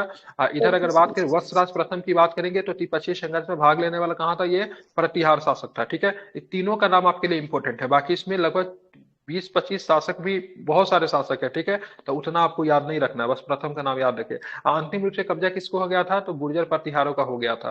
जिसका संस्थापक कौन था, गुर्जर प्रतिहार का, जिसको गुर्जर प्रतिहार वंश का संस्थापक नागभट्ट प्रथम था। कौन था संस्थापक, नागभट्ट नागभट्ट। प्रथम जो था इसका संस्थापक हुआ करता था। निम्नलिखित में से किस राजवंश के शासकों ने मध्य भारत में 950 एडी से, ठीक है, 1050 के बीच खजुराहो का मंदिर का निर्माण कर, चंदेल शासकों ने करवाया था। किसने करवाया था, चंदेल शासकों ने इस मंदिर का निर्माण करवाया था। मध्य प्रदेश में स्थित खजुराहो के मंदिरों का निर्माण चंदेल वंश के शासकों ने 950 से 1050 के मध्य करवाया। खजुराहो समूह के स्मारकों पे जैन और हिंदू मंदिर बड़ी संख्या में मिलते हैं, ठीक है, यहाँ पे जैन भी है और हिंदू भी है। और इसको 1986 में, ठीक है, यूनेस्को के विश्व धरोहर में भी शामिल कर लिया गया था, ठीक है। चंदेल वंश की स्थापना नन्नुक ने की थी। चंदेल की राजधानी खजुराहो थी, ठीक है, चंदेल की राजधानी खजुराहो थी, इस वंश की स्थापना नन्नुक ने की थी। तो 1986 में तक खजुराहो का विश्व स्मारक स्थल में यूनेस्को के द्वारा शामिल तो किया गया। अगर पूछेगा भारत के किस स्थल को सबसे पहले विश्व स्मारक स्थल में यूनेस्को के द्वारा शामिल किया गया, तो 1983 में शामिल किया गया था, ठीक है। एक ताजमहल था, दूसरा क्या था, ताजमहल के अलावा एलोरा अजंता की गुफा है, ठीक है। तो फर्स्ट ऐसे स्थल थे जिसको यूनेस्को विश्व धरोहर में शामिल किया गया था, एलोरा अजंता की गुफाएं और ताजमहल, ठीक है। इसको ध्यान में आपको रखना है, ठीक है, समझ गए, याद रहेगा। चलिए आगे चलेंगे तो आगे क्या प्रश्न आपको देखने को मिलता है, ठीक है। हाँ, सबसे शक्तिशाली चोल शासक माने जाने वाले राजराज प्रथम राजा कब बने, तो राजराज प्रथम जो था 985 ईस्वी में राजा बना था। राजराज प्रथम की सबसे शक्तिशाली शासक माने जाते हैं, ठीक है। चोल वंश के सबसे शक्तिशाली राजराज प्रथम थे। चोल शक्ति का पुनः जीर्णोद्धार राजराज प्रथम के 985 के राजा बनने के बाद हुआ। राजराज प्रथम ने, ठीक है, कौन सा, मुमद्दी चोल देव की उपाधि धारण की थी। राजराज प्रथम ने राजराजेश्वर मंदिर का निर्माण भी करवाया था, ठीक है, ध्यान में रखेंगे। यह मंदिर तंजावुर तमिलनाडु में स्थित है, ठीक है, ये भी आपको ध्यान में रखना है। तो राजराज प्रथम की बात करेंगे, सबसे महत्वपूर्ण शासक थे, ध्यान में रखना है। बात करेंगे चोल साम्राज्य के निम्न से किस कर की वसूली नगद के रूप में न करके जबरन श्रम के रूप में की जाती थी। इनको क्या बोलते थे, इनको बेट्टी बोलते थे। ये नगद के रूप में नहीं दिया जाता, श्रम के रूप में चुकाया जाता था, मतलब काम करके चुकाया जाता था। चोल साम्राज्य में बेट्टी वसूली नगद रूप में न होकर जबरन श्रम के रूप में किया जाता था। यह भी आपको ध्यान में रखना है, ठीक है। कैसे, इस मिट्टी का कर का उपयोग चोल शिलालेखों में देखने को मिलता है, ठीक है। इस कर के बारे में चोल शिलालेख में आपको देखने को मिलता है। चोल राज्य की आय का प्रमुख साधन तो भूमि कर था, ठीक है, टैक्स जो होता था वो, मतलब इनका सबसे प्रमुख कर था। और चोल वंश के संस्थापक की बात की, कौन थे चोल वंश का संस्थापक, विजयालय। ये मध्यकालीन चोल है, ठीक है। कौन सा चोल है, मध्यकालीन चोल है। एक आपको पांड्य के समय, सॉरी, एक आपको संगम कालीन चोल भी देखने को मिलेगा, लेकिन इसके संस्थापक कौन थे, विजयालय थे। नटराज प्रतिमा, ठीक है, नटराज प्रतिमा की बात करेंगे, ठीक है, चोल संस्कृति के उत्कृष्ट रचना मानी जाती है, ठीक है। नटराज की प्रतिमा जो है चोल कला का सर्वोत्तम उदाहरण है। चोल कला को तमिल संस्कृति का स्वर्ण युग भी कहा जाता है। चोल साम्राज्य अपनी शक्तिशाली नौसेना के लिए प्रसिद्ध थी। किस लिए जानी थी चोल साम्राज्य, नौसेना को लेकर प्रसिद्ध थी, ठीक है। आप देखो श्रीलंका पे भी इन्होंने अधिकार कर लिया था, ठीक है, ध्यान में रखेंगे इसको। 2 मिनट तक कोई आदमी अगर पूछ सकते तो पूछे, मैं 2 मिनट में गया और जस्ट आ गया, ठीक है। किन्हीं के पास कुछ है पूछने के लिए, जनी में 2 मिनट तक पूछेंगे, कुछ भी पूछ लीजिए, ठीक है, एज यू पूछता विश। हूँ जब तक मैं। हाँ पूछ लीजिए, ओम जी पूछ लीजिए आप, ठीक है, आता हूँ मैं 2 मिनट में। जी सर, मतलब कि हम लोग सस्टेनेबल डेवलपमेंट गोल्स पूछ लेता हूँ। हाँ एसडीजी करवा दीजिए, बिल्कुल बिल्कुल, 17 एसडीजी आप 2023 करवा में दो। ना, जो मतलब मध्य प्रदेश पीसीएस और उत्तर प्रदेश पीसीएस दोनों ने क्वेश्चन पूछे हैं, दो करके, तो मैं यही करवा देता हूँ। तो आप बताइए, मैं स्क्रीन शेयर कर दूं क्या सर? अभी नहीं करता हूँ, ऐसे ही पूछ लेता हूँ। हाँ कर दीजिए, कोई दिक्कत नहीं, नहीं कर सकते, कोई दिक्कत। ठीक है, मैं कर देता हूँ। तो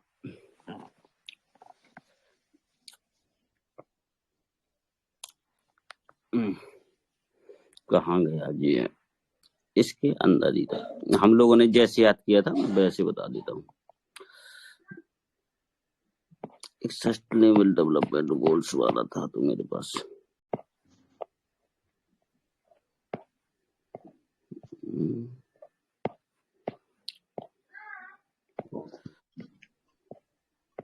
ये रहा, देखो ये दिखाई दे रहा है ना। आप लोगों को। तो देखो पहला वाला हम लोगों का इंडेक्स है, ये वाला सस्टेनेबल डेवलपमेंट गोल 17 तो है ही, ये तो अपन को याद ही है ना। पहला वाला आपको ना ऐसे याद कर लेना है। पहला अपन कैसे याद करेंगे, अपन को ना इसको याद करके रखना है। पहले अपन गरीबी ही तो हटाएंगे, गरीबी हटाएंगे। फिर दूसरे नंबर, मेरी आवाज आ रही है क्या? यस आ रही है। तो दूसरे नंबर पे अपन पहले गरीबी हटाएंगे, फिर अपन कहेंगे कि यार भुखमरी भी हटाओ। पहले गरीबी हट जाएगी तो फिर भुखमरी हटाएंगे। और फिर तीसरे और चौथे नंबर को कैसे याद रखेंगे, अपन को याद रखना है कि भैया ये बताइए, पहले स्वास्थ्य अच्छा होगा तभी तो अपन शिक्षा ग्रहण कर पाएंगे। पहले स्वास्थ्य अच्छा होगा तभी तो अपन शिक्षा ले पाएंगे। तो पहले स्वास्थ्य आएगा फिर शिक्षा आएगा। फिर आपका पांचवा देखो क्या कहता है, जेंडर इक्वलिटी की बात करता है। जेंडर इक्वलिटी मतलब जो यहाँ पर स्त्री और पुरुषों के लिए जैसे समान काम के लिए समान वेतन हो गया, मतलब ऐसे ही कि भैया जो है ना स्त्री और पुरुष को समान अधिकार मिले, ठीक है, समान अपॉर्चुनिटी मिले। तो जेंडर इक्वलिटी आपका ये हो जाएगा। अब देखो 5 का उल्टा क्या होता है, 10 होता है। तो देखो यहाँ पर की गई ये बात है समानता के लिए, और यहाँ पर जो असमानता जो फैली हुई है, जैसे आप देखते हैं कि भैया 1% लोगों के अंदर ही आपका ना 90% धन 70% धन समाया हुआ है। तो अनइक्वलिटी है जो, इसको रिड्यूस करना है। तो 5 का उल्टा क्या याद हो गया हम लोगों को, 10। मतलब जेंडर इक्वलिटी आपका हो गई 5 और अनइक्वलिटी हो गई क्या, 10, है ना। इसको रिड्यूस करना है। अब देखो अब 6वें नंबर पे क्या है, क्लीन एंड क्लीन वाटर है, ठीक है। क्लीन वाटर आपको ना ऐसे याद रख लेना, वाटर आपका ना ऐसे लिखते हैं ना, वाटर आपको ना ऐसे लिखते हैं। तो आपको ना ये 3 जैसा लग रहा होगा, तो 3 का डबल कर लीजिए, कैसे भी कर लीजिए। क्लीन वाटर कुल मिला के 6 में है। अब 6 का उल्टा क्या होता है, 12। अब ये बताइए आप वाटर को क्या करेंगे, बहाएंगे या फिर कंजप्शन करेंगे, उसका प्रोडक्शन करेंगे। तो अपने राष्ट्रपति महोदय कहते हैं ना कि वर्षा की एक एक बूंद को बचा के रखना है हम लोगों को। तो आपका 6 का उल्टा क्या हो जाएगा, 12। 12 में आ जाएगा आपका कंजप्शन एंड प्रोडक्शन, ठीक है। तो आपने 5 और 10 कर लिए, 6 और 12 कर लिए। अब आ जाओ आप 7वें नंबर पे। तो 7वें नंबर का ये वाला क्वेश्चन पूछा गया था यूबीपीसीएस में, है ना। मतलब कि क्लीन एनर्जी के बारे में पूछा गया था, जहां पर सौर एनर्जी, नवीकरणीय ऊर्जा के बारे में कि आपका ना कौन सा ये डेवलपमेंट गोल्स है।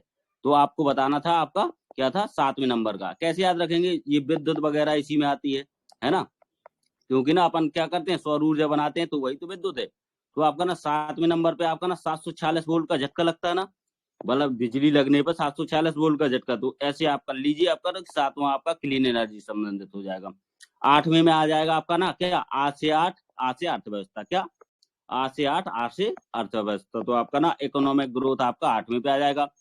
अब देखो 9वां नंबर का मतलब कि आई इंडस्ट्री, इनोवेशन एंड इंफ्रास्ट्रक्चर। तो आपको पता है रीजनिंग अपन पढ़े हैं, आई का क्या होता है, 9 होता है, ठीक है। तो आपका ना 9 ये हो जाएगा। तो इंडस्ट्री, इनोवेशन और इंफ्रास्ट्रक्चर आ जाए तो आपका 9 हो जाएगा। ऐसे ही मैं ये आपको ना एक और बताऊंगा, जिसको रीजनिंग के जो कैपिटल लेटर होते हैं ना उनके मतलब उससे रैंकिंग के हिसाब से याद रखना, अल्फाबेट के हिसाब से। जैसे आपका ना पीस हो गया, तो पीस आपका कहाँ पर आएगा, पी का कितना होता है, 16 होता है। तो आप पी का 16 कर दीजिए। तो आप कहेंगे कि 16 में क्या है, peace, justice and stand institution, strong institution वगैरह 16 में हो गए। तो आपने इतने याद कर लिए। अब आपका बचा देखो, ये 13 नंबर का भी पूछा गया था कि कौन से नंबर का है जो क्लाइमेट चेंज से रिलेटेड है, सस्टेनेबल डेवलपमेंट गोल्स। तो आपने क्या बताया था, आपको बताना है क्लाइमेट चेंज, क्लाइमेट एक्शन। क्या है, क्लाइमेट एक्शन, ये 13 नंबर का है। अब देखो जब अपन ना क्लाइमेट एक्शन को लिखेंगे इंग्लिश में, तब ऐसे ही तो लिखेंगे क्लाइमेट, है ना। तो क्लाइमेट में ये 6 वर्ड हो गए, और आपका ना एक्शन देखो, एक्शन ऐसे लिखते हैं। ये आपका हो गए कितने, ये क्लाइमेट में 7 वर्ड हो गए, एक्शन में 6 वर्ड हो गए, तो 7 6 13 वर्ड हो गए। तो क्लाइमेट चेंज आप ऐसे रख सकते हो याद, ठीक है। अब देखो 14 और 15वां नंबर का बचा, इसको अपन ऐसे कर लेंगे। देखो पानी के नीचे जीवन, पानी के ऊपर जीवन। तो ये भी पूछा गया आरओ में, ठीक है। तो ये आपका ना पानी के नीचे जीवन कौन सा है, 14 है। पानी के ऊपर जीवन कौन सा है, 15 है। अब बस भाई तो बचा है 17वां नंबर का। तो अब 17वां नंबर का आपका क्या हो जाएगा, हम लोग मिल करके क्या करेंगे, जो गोल्स होंगे उनको अचीव करेंगे, पार्टनरशिप वगैरह, है ना। और 11वां नंबर का बचा है, तो ये आपका ना कम्युनिटीज। आपको ये बताइए सोसाइटी, कम्युनिटीज कैसे बनती है, एक एक लोग मिल करके तो कम्युनिटीज बनाते हैं, है ना। तो ये चीजें आपको ना याद हो गई होंगी मेरे हिसाब से। अब इतना ही था, तो मैंने ये बता दिया आपको। ठीक है, तो मेरे हिसाब से इतना आपको ना याद हो गया होगा, मुझे नहीं पता आपको याद हुआ कि नहीं, लेकिन याद हो जाना चाहिए क्योंकि ये इम्पोर्टेंट है। तो पहले नंबर पे आप क्या कहेंगे? गरीबी, फिर भुखमरी, फिर तीसरे पे आपका अच्छा स्वास्थ्य होगा, तभी आप अच्छी शिक्षा ले पाएंगे, तो तीसरा स्वास्थ्य, फिर शिक्षा। पांचवें पे आपका क्या? Gender equality. 5 का उल्टा क्या बताया था? 10। 10 में आपका क्या हो जाएगा? Reduce inequality. 6 पे क्या होता है? Clean water. वाटर का क्या करेंगे? प्रोडक्शन एंड कंजप्शन करेंगे, तो 6 का उल्टा क्या हो जाएगा? 12। 7वें में 707 746 वोल्ट का झटका लगता है, अपन को पता ही है, क्लीन एनर्जी, विद्युत वगैरह 7वें में आ जाएगा। 8 से होता है अर्थव्यवस्था, तो 8 से अर्थव्यवस्था हो जाएगा। I for industry, innovation, infrastructure, आई का 9 होता है। पी का आपका क्या? पी फॉर पीस होता है, तो 16 हो जाएगा। ठीक है, और आपका ना ये हो गया। फिर 11 आपका ना एक एक लोगों से मिलकर की कम्युनिटी बनती है, सोसाइटी बनती है ना। फिर आपका ना ये आपका ना क्लाइमेट एक्शन के अक्षर आप याद रख लो। क्लाइमेट एक्शन में 13 अक्षर होते हैं, क्लाइमेट एक्शन 13वें नंबर का हो गया। फिर 14 15 का ऐसे रखना है, पानी के नीचे जीवन, पानी के ऊपर जीवन, बस हो गया। और 16वां वाले में तो अपन को पीस वाला पता ही है। 17वें वाले में अपन मिल करके क्या करेंगे? इन गोल्स को अचीव करेंगे। यही सब चीजें थी जो मैंने बता दी। चलिए ठीक है, याद हुआ। कहाँ पे थे हम लोग? निम्नलिखित में से किस वंश के शासक ने चीन के साथ अपना व्यापार को मुक्त कराने के लिए मलाया पे आक्रमण किया? ठीक है, तो ध्यान में रखिएगा, क्या था? मलाया बीच में पड़ता था, चीन के साथ व्यापार नहीं, बल्कि चोल साम्राज्य ने ऐसा किया था। कैसा किया था? चोल साम्राज्य ने मलाया के ऊपर अटैक किया था ताकि चीन के साथ इनकी व्यापार की समृद्धता जो है बढ़ सके। ठीक है, चोल शासक राजेंद्र प्रथम ने दक्षिण पूर्व एशिया को सैन्य अभियान किया। ठीक है, उसने मलाया, जावा, सुमित्रा आदि पे स्थापित करके शैलेंद्र साम्राज्य पर अधिकार करे। ठीक है, इस शैलेंद्र साम्राज्य कहाँ था? तो इस शैलेंद्र साम्राज्य की बात करेंगे ना, बहुत व्यापक साम्राज्य हुआ करता था। ठीक है, शैलेंद्र साम्राज्य की बात करेंगे तो दक्षिण पूर्व एशिया का जो सारा छोटा छोटा आप द्वीप वगैरह सब देखते हो, सब पे शैलेंद्र साम्राज्य का साम्राज्य था। ठीक है, तो मलाया था, जावा था, सुमित्रा था, इंडोनेशिया वगैरह थे, सब पे ही था। ठीक है, वहां पे शैलेंद्र साम्राज्य का शासन था। इस चोल साम्राज्य आक्रमण करके इस पर अधिकार करता है ताकि चीन के साथ इनका व्यापार अच्छे ढंग से हो सके। ठीक है, चीन शुरू में भी सबसे अधिक व्यापार का समृद्धतम केंद्र हुआ करता था। ठीक है, ध्यान रखें, चीन और भारत। चलिए, संगम कविताओं का एक तमिल शब्द मुन्नेबेदार की चर्चा मिलती है, जिसका करते होता है मुन्नेबेदार की बात करेंगे तो 3 मुखिया होता है। क्या होता है? मुन्नेबेदार की बात करेंगे 3 मुखिया होता है। ठीक है, ये 3 मुखिया की बात करें, तीनों शासक को इंडिकेट करते हैं। ठीक है, 3 शासक कौन थे? तो पांडे थे, चोल थे, चेर थे। ये संगम कालीन 3 राजवंश है। ठीक है, मैंने इसके बारे में आपको बता चुका हूँ, लेकिन ज्यादातर संगम कालीन के 3 मुखिया तो थे, लेकिन वंश को फाइनेंस, मतलब ये संगम साहित्य को फाइनेंस करने का किनके साम्राज्य में हुआ था? पांडे के साम्राज्य में होते हैं। सारे संगम आयोजन का खर्च वगैरह जो मैनेजमेंट का काम जो होता है, पांडे शासकों के थे। ठीक है, मैंने पांडे का आपको प्रतीक चिन्ह बताया। पांडे का प्रतीक चिन्ह क्या था? मछली था। ठीक है, ध्यान में रखिए, पूछता है कभी कभी। ठीक है, चोल का क्या था? बाघ था। और चेर का क्या था? चेर का तीर धनुष। तीर धनुष था। ठीक है, तीर धनुष था। ठीक है, इसको आपको ध्यान में रखना है। ठीक है, तो एक शब्द जो प्रयोग होता है मुन्नेबेदार शब्द जो होता है संगम कविता में, इसका मतलब क्या होता है? 3 मुखिया होता है। और 3 मुखिया कौन थे? तो चोल, चेर, पांडे थे। ठीक है, आगे चलेंगे। दक्षिण भारत में मंदिरों के प्रांगण में बने ऊंचे द्वार को क्या बोलते हैं? इनको गोपुरम बोला जाता है। ठीक है, गोपुरम। दक्षिण भारत के मंदिरों के प्रांगण में बने ऊंचे दरवाजे को, मतलब द्वार जो था, उसको क्या बोले? गोपुरम कहते हैं। क्या? अब दक्षिण भारत में मंदिर का कौन सा शैली का विकास हुआ? क्या बताएंगे, किस शैली का विकास हुआ दक्षिण भारत में? द्रविड़।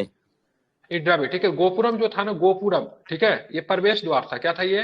प्रवेश द्वार को क्या बोलते थे? गोपुरम बोलते थे। ठीक है, प्रवेश द्वार जो था क्या था? ये तो गोपुरम था। ठीक है, इसको ध्यान में रखना है। ठीक है, दक्षिण द्रविड़ शैली के मंदिरों के प्रांगण में बने ऊंचे प्रवेश द्वार को गोपुरम कहा जाता था। इस शैली के मंदिर के गर्भगृह के ऊपर बनी हुई मंजिलों को मुख्य शिखर को विमान कहते थे। गर्भगृह होता था। ठीक है, गर्भगृह में देवता को रखा जाता था। किसे रखा जाता था? गर्भगृह में क्या? देवता को रखा जाता है। ठीक है, इनके ऊपर जो बने जो आकृति जो है विमान कहते थे। एक होता मंडप होता था। ठीक है, मंडप होता था जहां पे लोग इकट्ठा होते थे। मंडप में कहा होते थे? लोग इकट्ठा होते थे। ठीक है, तो मंडप शब्द, ठीक है, गोपुरम शब्द, गर्भगृह शब्द, विमान शैली, सारे के सारे मंदिर से संबंधित है। मंडप में लोग इकट्ठा होते थे, लेकिन जब कोई धार्मिक पूजा वगैरह होता, जब बड़ा आयोजन होता था, देवता को गर्भगृह से निकालकर मंडप में रखा जाता था। ठीक है, ध्यान रखेंगे, गर्भगृह में प्रवेश करना किसी की अनुमति नहीं था। तो राज परिवार के लोग जो मंदिर के प्रमुख पुजारी होते तो वही गर्भगृह में प्रवेश कर सकते थे, आम लोगों की अनुमति नहीं होती थी। चोल, चेल और पांडे राजवंश भारत के किस प्राचीन काल के शासक है? तो पता ही है, संगम काल के हो जाएंगे। किस काल के हो जाएंगे? तो संगम काल के हो जाएंगे। ठीक है, ध्यान रखेंगे बिल्कुल। आप यहाँ पे संगम साहित्य के अनुसार चेरों का राज्य की बात करें, दक्षिण पश्चिम में था। चोलों का साम्राज्य उत्तर पूर्व में था। पांडे का साम्राज्य दक्षिण पूर्व में था। संगम काल में तीनों राज्यों, चोल राज्य सर्वाधिक शक्तिशाली था। अगर पूछे ध्यान में रखेंगे, चोल राज्य जो हो जाएंगे शक्तिशाली हो जाएंगे। ठीक है, 1 मिनट, मेरा कॉल आ रहा है। ठीक है, ठीक है, कॉल आ रहा है, 1 मिनट हो जाएगा। जी। इनका प्रतीक चिन्ह जो चेर का, तो सर ऐसे याद रख लेंगे कि चेर चीर देंगे। तो देखो धनुष जो होता है ना पूरा चीरता हुआ जाता है ना, ऐसे चेर वाला तो याद हो जाएगा। बाघ चोल वाला मतलब खतरनाक थे, सबसे ज्यादा खतरनाक थे, तो बाघ वाला जी हो गया। पांडे का आपका मछली हो गया ना, मछली था पांडे का, क्या था?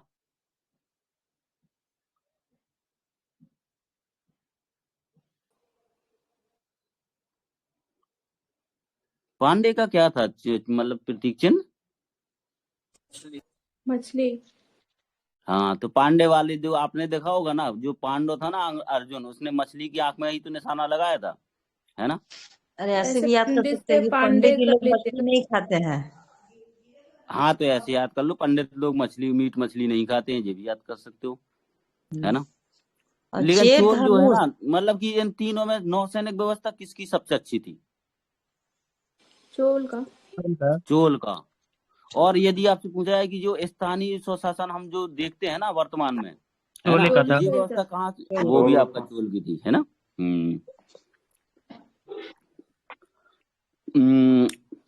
ठीक है, ये भी हो गया। अच्छा, गोपुरम किसको कहते थे? गोपुरम गोपुरम द्वार प्रवेश होता द्वार था, मंदिर जो प्रवेश द्वार को द्रविड़ बोलते शैली के मंदिरों का प्रवेश द्वार, मुख्य प्रवेश द्वार। प्रवेश द्वार था मंदिर। अच्छा, बिल्कुल सही बात है।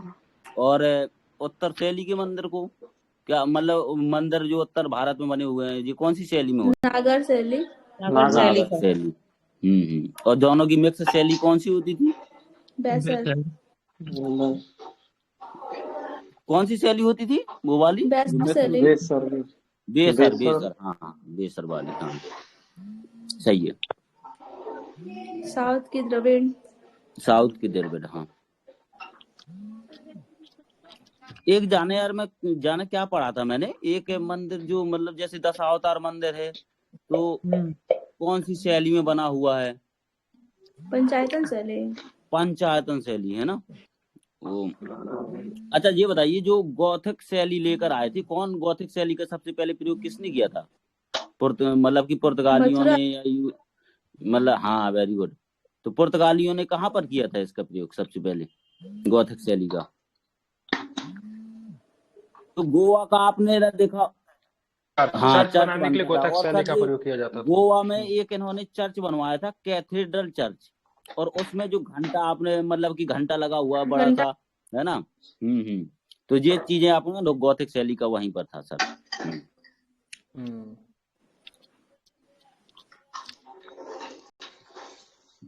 पहले 50 तक इसको कंप्लीट करवा देता हूँ, ठीक है जी। चलिए, तंजावुर में बृहदेश्वर मंदिर का निर्माण किसने करवाया था? तंजावुर में बृहदेश्वर को राजराजेश्वर मंदिर के नाम से भी जानते हैं, ठीक है। कहाँ पे हुआ था, किसने करवाया था ये? तो राजराज प्रथम ने करवाया था। किसने करवाया था? राजराज प्रथम ने करवाया, ठीक है। तंजौर में बृहदेश्वर मंदिर के निर्माण की बात करेंगे तो राजराज प्रथम ने करवाया था। इस मंदिर को राजराजेश्वर मंदिर भी कहा जाता है, इसलिए कंफ्यूजन न करें, ठीक है। तंजौर और तंजावुर, ठीक है, दोनों एक ही, अलग अलग नहीं है। बर्तन जो भी साफ कर रहे हैं माइक बंद कर लीजिए, ठीक है। चोल प्रशासन में डैश की गांव में सदन होती थी जो मुख्य रूप से ब्राह्मणों के द्वारा बसाई गई थी, ठीक है। तो चोल साम्राज्य में डैश गांव में सदन होती थी, ठीक है, उसको सभा बोलते थे। क्या बोलते थे उनको? सभा बोलते थे, ठीक है, ध्यान रखिएगा। सभा, सभा कहाँ पे होता था? तो नदी के किनारे, तालाब के किनारे, ठीक है, बगीचा में कहीं पे मतलब बुलाया जाता था, उसको सभा बोलते थे, ठीक है।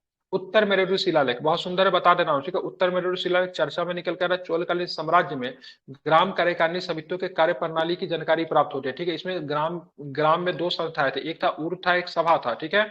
क्या था? तो उर की बात करिए, संस्था सामान्य लोगों की थी, ठीक है। उर की बैठक सभी ग्रामवासी भाग लेते, जबकि सभा की बात करेंगे, सभा की बैठक में ग्रामों के दान में दिए गए ग्रामों, ठीक है। सभा या ब्राह्मणों को दान में दिए गए ग्राम, जिसको अग्रहार में होती थी, या अपनी समितियां, उन्हें बरियम कहा जाता था, के माध्यम से कार्य करती थी। उत्तर मेरुरु शिलालेख जो था एक तरह का डेमोक्रेटिक कल्चर का वहां पे बना था, जिसमें शामिल होने के लिए लोगों का उम्र कितनी होनी चाहिए था? इसके सदस्य बनने के लिए 35 से 70 वर्ष के बीच में आयु होनी चाहिए थे, ठीक है, ध्यान में रखेंगे। दूसरी बात, उत्तर मेरुरु शिलालेख में यह भी था, इसके सदस्य होने के लिए, सभा का सदस्य होने के लिए और भी बहुत सारे कैटेगोरीज थी, ठीक है, मेंस के पॉइंट ऑफ व्यू से भी जरूरी बनता है, ठीक है, ध्यान में रखेंगे। अब चलेंगे, हर्षवर्धन की जीवनी हर्षचरित किसने लिखी? तो हर्षवर्धन की जीवनी हर्षचरित बाण भट्ट ने लिखी थी। किसने लिखी थी? बाण भट्ट ने लिखी थी, ठीक है। बाण भट्ट बात करें किसके दरबारी कवि थे? तो हर्ष के दरबारी कवि थे, ठीक है, ध्यान में रखेंगे, ठीक है। तो हर्षचरित लिखा किसने? तो बाण भट्ट ने लिखा, ध्यान में रखेंगे, इसमें भी हर्ष की प्रशंसा ही की गई है, ठीक है। की गई है। बात करेंगे आगे क्या प्रश्न देखने को मिलता है। तो बाणभट्ट ने हर्षचरित में हर्ष की जीवनी और कादंबरी की भी रचना की है। हर्ष ने नागालैंड और रत्नावली और प्रियदर्शिका की रचना भी की है, लेकिन कहा जाता है नागालैंड रत्नावली प्रियदर्शिका इसने खुद से नहीं लिखा था, पैसे देके लिखवा लिए थे, बाद में इसका नाम दे दिया गया था, ठीक है। नर्मदा नदी लेकिन के ये तट सर पे, ठीक है। पूछता है तीनों जी, नागानंद और हाँ रत्नावली और प्रियदर्शिका। हाँ, एक साधु को एक मतलब लेखक को क्या बोले कवि को पैसा दिया था, उसके बाद इनका नाम दे दिया गया था, ठीक है। ये भी विवाद में ये पुस्तक है, ठीक है। नर्मदा नदी के तट पर पुलकेशिन द्वितीय से हुए हर्षवर्धन की पराजित होती है। नर्मदा नदी को दक्षिण भारत और उत्तर भारत का उस समय का सीमा रेखा मान लिया जाता है। वैनसंग जो कि एक चीनी यात्री थे, हर्षवर्धन के शासनकाल में भारत आया था, ठीक है, ध्यान में रखना है। अब बात करेंगे ये लड़ाई कब हुई थी, 637 में या 639 में, कब हुई थी, 637 ईस्वी में भी 639 में? 637 में ना सर? और 637 में ही हुआ था, ठीक है। एक बार क्या? कंफर्म कर लीजिए, जैसे मुझे मतलब मुझे 637 ही लग रहा है, एक बार आप लोग चेक कर लीजिए, ठीक है। 637 में लड़ाई हुई थी ये। हर्षवर्धन का शासनकाल की अवधि की बात करें कब तक थे, 647 तक थे, ध्यान में रखेंगे 606 से लेकर 647 तक थे, ठीक है। यहाँ पे मैं भी कहीं चर्चा दे दिया जाएगा, ठीक है। हर्षवर्धन की बात करेंगे, राजवर्धन पुष्यवृत्ति वंश के शासक थे, ठीक है। तो इनकी मृत्यु है, राजवर्धन पुष्यवृत्ति वंश के शासक की मृत्यु ठीक के बाद 606 में 16 वर्ष की आयु में मतलब क्या होता है, ये शासक बनता है। एक्चुअली में राजवर्धन जो थे इनके बड़े भाई थे, ठीक है, बड़े भाई थे, बड़े भाई की हत्या कर दी जाती है, शशांक के द्वारा इनकी हत्या की जाती है, ठीक है। शशांक के द्वारा ग्रह वर्मा जो था मौखरी नरेश था, ग्रह वर्मा की हत्या मतलब की थी राजवर्धन ने की थी, ठीक है। ग्रह वर्मा की दोस्ती थी शशांक के साथ ही। शशांक ने राजा क्या बोलते हैं, वही शशांक जो कि बौद्ध धर्म का विरोधी था, ठीक है। किनकी हत्या की, तो राजवर्धन की हत्या की। शशांक की हत्या फिर किसने कर दी थी, फिर पुष्यमित्र सॉरी क्या नाम, हर्षवर्धन ने फिर शशांक की हत्या करके अपना भाई का बदला लिया। जिस समय राजवर्धन की हत्या होती है उस समय मात्र 16 वर्ष का आयु मतलब क्या होता है, हर्षवर्धन का होता है, उस समय शासक बनता है, ठीक है। ध्यान में, हर्षवर्धन ने गौर शासक शशांक को मतलब पराजित किया और कन्नौज पे अधिकार के लिए, यही शशांक जो था राजवर्धन की हत्या की थी, ठीक है, ध्यान में रखना है। हर्षवर्धन के काल में भारत आए हुएनसोंग यात्रियों का राजकुमार, ठीक है, शाक्य मुनि के नाम से भी जानते हैं। कहा माना जाता है कि कुंभ मेले की शुरुआत हर्षवर्धन ने की थी, ठीक है। भारत में 4 स्थानों पे कुंभ मेला लगता है, ठीक है। गोदावरी नदी के तट पे महाराष्ट्र में, ठीक है, उज्जैन में, नासिक में लगता है।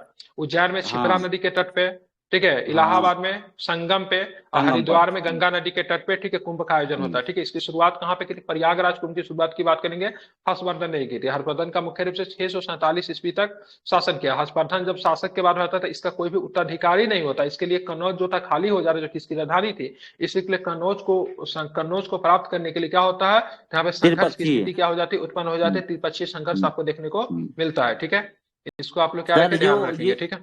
ये वाला आपने पॉइंट पूछा था ना कि चालुक्य के द्वारा पुलकेशिन द्वितीय ने 618 ईस्वी में नर्मदा नदी के तट पर हर्षवर्धन को हराया था, ये कह रहा है 618 ईस्वी। नहीं वो गलत होता है, 618 637 में गलती है, थोड़ा सा इसमें डाटा में हेर फेर है, इसीलिए हम बोल रहे थे, ठीक है। इसमें बहुत कंट्रोल होता है इस डाटा में, ठीक है। और कहाँ पे बता रहा है, इसमें डाटा के साथ इशू होता है, ठीक है। कहीं पे 618 है, कहीं पे 637 है। झारखंड लोक सेवा आयोग ने 618 को सही उत्तर माना है। अच्छा, चलिए देखेंगे हमें। हर्षवर्धन के शासनकाल में किस चीनी यात्री ने भारत की यात्रा की, तो क्या बताएंगे, तो हुएनसोंग ने की थी, ठीक है।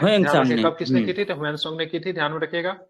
बाद में हुएनसोंग एक चीनी यात्री था जो हर्षवर्धन के काल में भारत आया। इसका मुख्य उद्देश्य नालंदा विश्वविद्यालय से ज्ञान प्राप्त करना, बौद्ध साहित्य की इकट्ठा करना, ठीक है।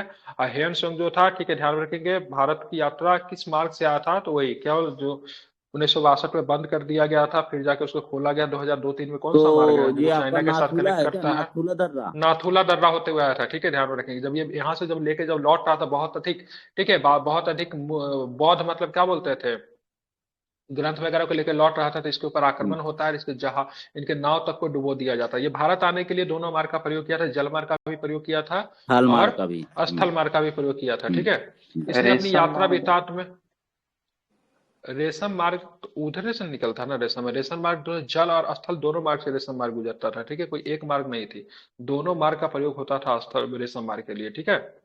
और रेशम मार्ग की बात करें, दोनों मार्ग का प्रयोग होता है। सीयूटी में बात करेंगे तो 139 देशों का विवरण आपको देखने को मिलता है, ठीक है। 139 देशों का विवरण आपको सीयूटी में देखने को मिलता है, जो कि एक प्रकार का यात्रा वृत्तांत है। प्रसिद्ध कवि नाटककार राजशेखर निम्नलिखित में से किसके प्रतिहार राजा के दरबार में था, राजशेखर। तो राजशेखर जो थे राजपाल के दरबार में, महेंद्रपाल के दरबार, देवपाल के दरबार में, फिर राजभद्र के दरबार में, किसमें रखते थे, ये आपको रहते थे आपको महेंद्रपाल के दरबार में राजशेखर, ठीक है। राजशेखर नाटक का राज्यशेखर प्रतिहार शासक महेंद्रपाल के राज्यसभा में निवास करते थे। इन्हें प्रतिहार शासक महिपाल प्रथम ने भी संरक्षण दिया था। ठीक है, राज्यशेखर को प्रतिहार शासक महिपाल प्रथम ने भी संरक्षण दिया था। नाटककार की बात करेंगे, इसका बहुत सारा नाटक है, लेकिन एग्जाम में कर्पूर मंजरी खूब पूछता है। ठीक है, कर्पूर मंजरी, काव्य मीमांस पूछता है, हरविलास पूछता है। ठीक है, हरविलास। तो इन्होंने कर्पूर मंजरी लिखा, काव्य मीमांस लिखा, हरविलास लिखा। ठीक है, विदिशा सालभंजिका, ठीक है, भुवन कोश, बाल नर, ये सब अभी तक अनछुआ रहा था, ये सब किसी एग्जाम में पूछ सकता है। ठीक है, ये सब कई बार पूछ चुका है। कर्पूर मंजरी किसका है? राजशेखर का। काव्य मीमांसा हरिविलास। ठीक है, फिर बाल रामायण, ठीक है, भुवन कोश और विदसाल भंजिक नहीं पूछा, तो ये आने वाले एग्जाम में पूछ सकता है, इसलिए ये आपके लिए वीवीआई हो जाता है। ठीक है, इसको आप लोग एक बार देख लीजिए। ठीक है, राजशेखर किसके दरबार में था? महेंद्रपाल के दरबार में रहते थे। ठीक है, महिपाल प्रथम ने भी इनको संरक्षण दिया था। अगर बात करें प्रतिहार वंश का अंतिम शासक की बात करेंगे तो यशपाल था। ठीक है, और गुर्जर प्रतिहारों ने क्या किया था? तो कन्नौज पे अंतिम रूप में जाके अधिकार कर लिया था। अरब यात्री की बात करें, सुलेमान की बात करें, किस शताब्दी मध्य में भारत आया था? तो अरब यात्री का 9वीं शताब्दी में आया था। कब में आया था? 9वीं शताब्दी के मध्य में भारत आया था। ठीक है, और जब आया था तो ये मतलब राष्ट्रकूट के, ठीक है, राष्ट्रकूट के वंश के मतलब यात्रा पे राष्ट्रकूट शासक के साम्राज्य में जाता है। ठीक है, तो ध्यान रखें वहां का शासक जो था अमोघवर्ष था उस समय। ठीक है, तो राष्ट्रकूट राजा अमोघवर्ष के शासनकाल में भारत आया। ठीक है, सुलेमान की बात करेंगे तो पूर्ण रूप से ईरानी था। ठीक है, इसी ने ये पूछता है। ठीक है, जब सुलेमान जब भारत में जब आता है तो किस शासक को बरुआ कहकर मतलब क्या करता है? संबोधित करता है। तो मिहिर भोज को। किसे कहता है? मिहिर भोज को। ठीक है, मिहिर भोज। हाँ बिल्कुल, मिहिर भोज को क्या कहता है? बरुआ कहता है। ठीक है, आप इसे ध्यान में रखेंगे। अगर एक बात और भी मैं आपसे बता दूं, ध्यान हो कि मिहिर भोज ने आदि वराह तथा प्रभास की उपाधि धारण की थी। ठीक है, तो आदि वराह की उपाधि की बात करेंगे, प्रभास की उपाधि तो राष्ट्रकूट शासक मिहिर भोज ने धारण की थी। ठीक है, सुलेमान ने मिहिर भोज को मतलब बरुआ कहा था, मूल रूप से ईरानी था। अमोघ वर्ष के शासनकाल में ध्यान में रखेंगे तो ये राष्ट्रकूट शासक था। उस समय भारत की यात्री पर 9वीं शताब्दी के मध्य में आया था। ठीक है, निम्नलिखित में से किस विश्वविद्यालय की स्थापना पाल शासकों ने की थी? ठीक है, ध्यान रखें, विक्रमशिला हो जाएगा। विक्रमशिला विक्रमशिला विश्वविद्यालय की स्थापना की बात करेंगे, धर्मपाल ने किया था। विक्रमशिला विश्वविद्यालय को बिहार में मिलेगा। बिहार के किस जिला में मिलेगा विक्रमशिला विश्वविद्यालय? तो भागलपुर में मिलेगा। कहाँ पे मिलेगा? भागलपुर में मिलेगा। ठीक है, भारत सरकार भी इस विश्वविद्यालय को फिर से मतलब क्या कर रही है? तो फिर से उसको रिनोवेट करवाने की कोशिश कर रही है, डेवलप कर रही है। ठीक है, इसको आपको ध्यान रखना, भागलपुर में स्थापित था। पाल वंश की बात करें, संस्थापक गोपाल थे। गोपाल ने उदयपुरी में एक मठ का भी निर्माण करवाया था। ठीक है, उदयपुरी में एक मठ का भी निर्माण करवाया था। ठीक है, पाल शासक अपने आप को उत्तरापथ का स्वामी कहते थे। ठीक है, ध्यान रखेंगे, वही मतलब जो मतलब कन्नौज वगैरह पे जिसका अधिकार होता है मतलब उत्तरापथ का स्वामी खुद को कहा करते थे। ठीक है, कन्नौज को लेकर नालंदा वाला सर क्या? नालंदा की गुप्त नालंदा का गुप्ता ने। ठीक है, कुमार गुप्त ने। कुमार गुप्ता है ना। विक्रमशिला का धर्मपाल पालों ने किया था। ये तीनों है मतलब की तक्षशिला। तक्षशिला का किसी परफेक्ट शासक का नाम तो नहीं देता है। ठीक है, तक्षशिला सही बात है, लेकिन गुप्तों के काल पे शायद हुआ था ना ये। तक्षशिला तो बहुत पहले पे था, मौर्य के समय। मौर्य काल में बहुत मौर्य काल में काफी फल फूल गए। चाणक्य वहां के विराठी रहे थे। चाणक्य ने चंद्रगुप्त मौर्य का भी एडमिशन वहीं पे जाके करवा दिया था। चाणक्य ने ही मतलब नामांकन करवाया था चंद्रगुप्त मौर्य का, तो बहुत पहले से है। ठीक है, सबसे पहला प्रथम विश्वविद्यालय न तक्षशिला आता है। विश्व का प्रथम विश्वविद्यालय ही तक्षशिला आता है। ठीक है, ध्यान वर्तमान में जी सर पाकिस्तान में है ना। बिल्कुल, पाकिस्तान में तक्षशिला आपको मिल जाएगा। ठीक है, गंधार। ठीक है कि जो आपका ना जी नालंदा को ध्वस्त किसने करवाया था? बख्तियार खिलजी ने करवाया था। ठीक है, विश्वविद्यालय का ध्वस्त बख्तियार खिलजी ने। ठीक है, जो कि मतलब तुर्क आक्रमणकारी था। अब आते हैं विजयनगर साम्राज्य के निम्नलिखित में से किस राजवंश के सामंत थे? तो बीच के विजयनगर साम्राज्य की बात की, किस राजवंश के सामंत थे? ध्यान रखिए, तो ये दे आर, ठीक है, काकतिया। ठीक है, ध्यान में काकतिया के साम्राज्य हुआ करते थे। ठीक है, काकतिया के क्या थे? तो ध्यान रखिएगा, तो काकतिया के मतलब क्या थे? तो इनको आपको ध्यान में रखना है। ठीक है, विजयनगर साम्राज्य की स्थापना हरियर और बुक्का ने नामक दो भाइयों ने की थी, 1336 में की थी। ठीक है, ध्यान रखिएगा, 1336 में की थी। ध्यान रखिए, हरियर और बुक्का वारलंग के काकतीय राजवंश के सामंत थे। ठीक है, इनको एमबीटी के द्वारा इनको कैद कर लिया गया था। ठीक है, ध्यान में रखेंगे। बाद में एक चीज और सर इसमें पूछता है ये सर, ये मतलब कि विजयनगर के बारे में कितने वंशों ने शासन किया? 4 वंश है ना इसके सर? 4 वंश है। ठीक है, बिल्कुल ठीक है। संगम है, तुलुब है, सुलुभ है, अरविडु है। ठीक, संगम, सुलुभ, तुलुब, अरविडु। हाँ, संगम, सुलुभ, तुलुब, अरविडु। जिसमें से तुलुब वंश के सबसे प्रतापी शासक कृष्णदेव राय थे, तुलुब के थे। ठीक है, निम्नलिखित में पांडव की राजधानी क्या रही? पांडे की राजधानी मदुरै थी। ठीक है, ध्यान में रखेंगे।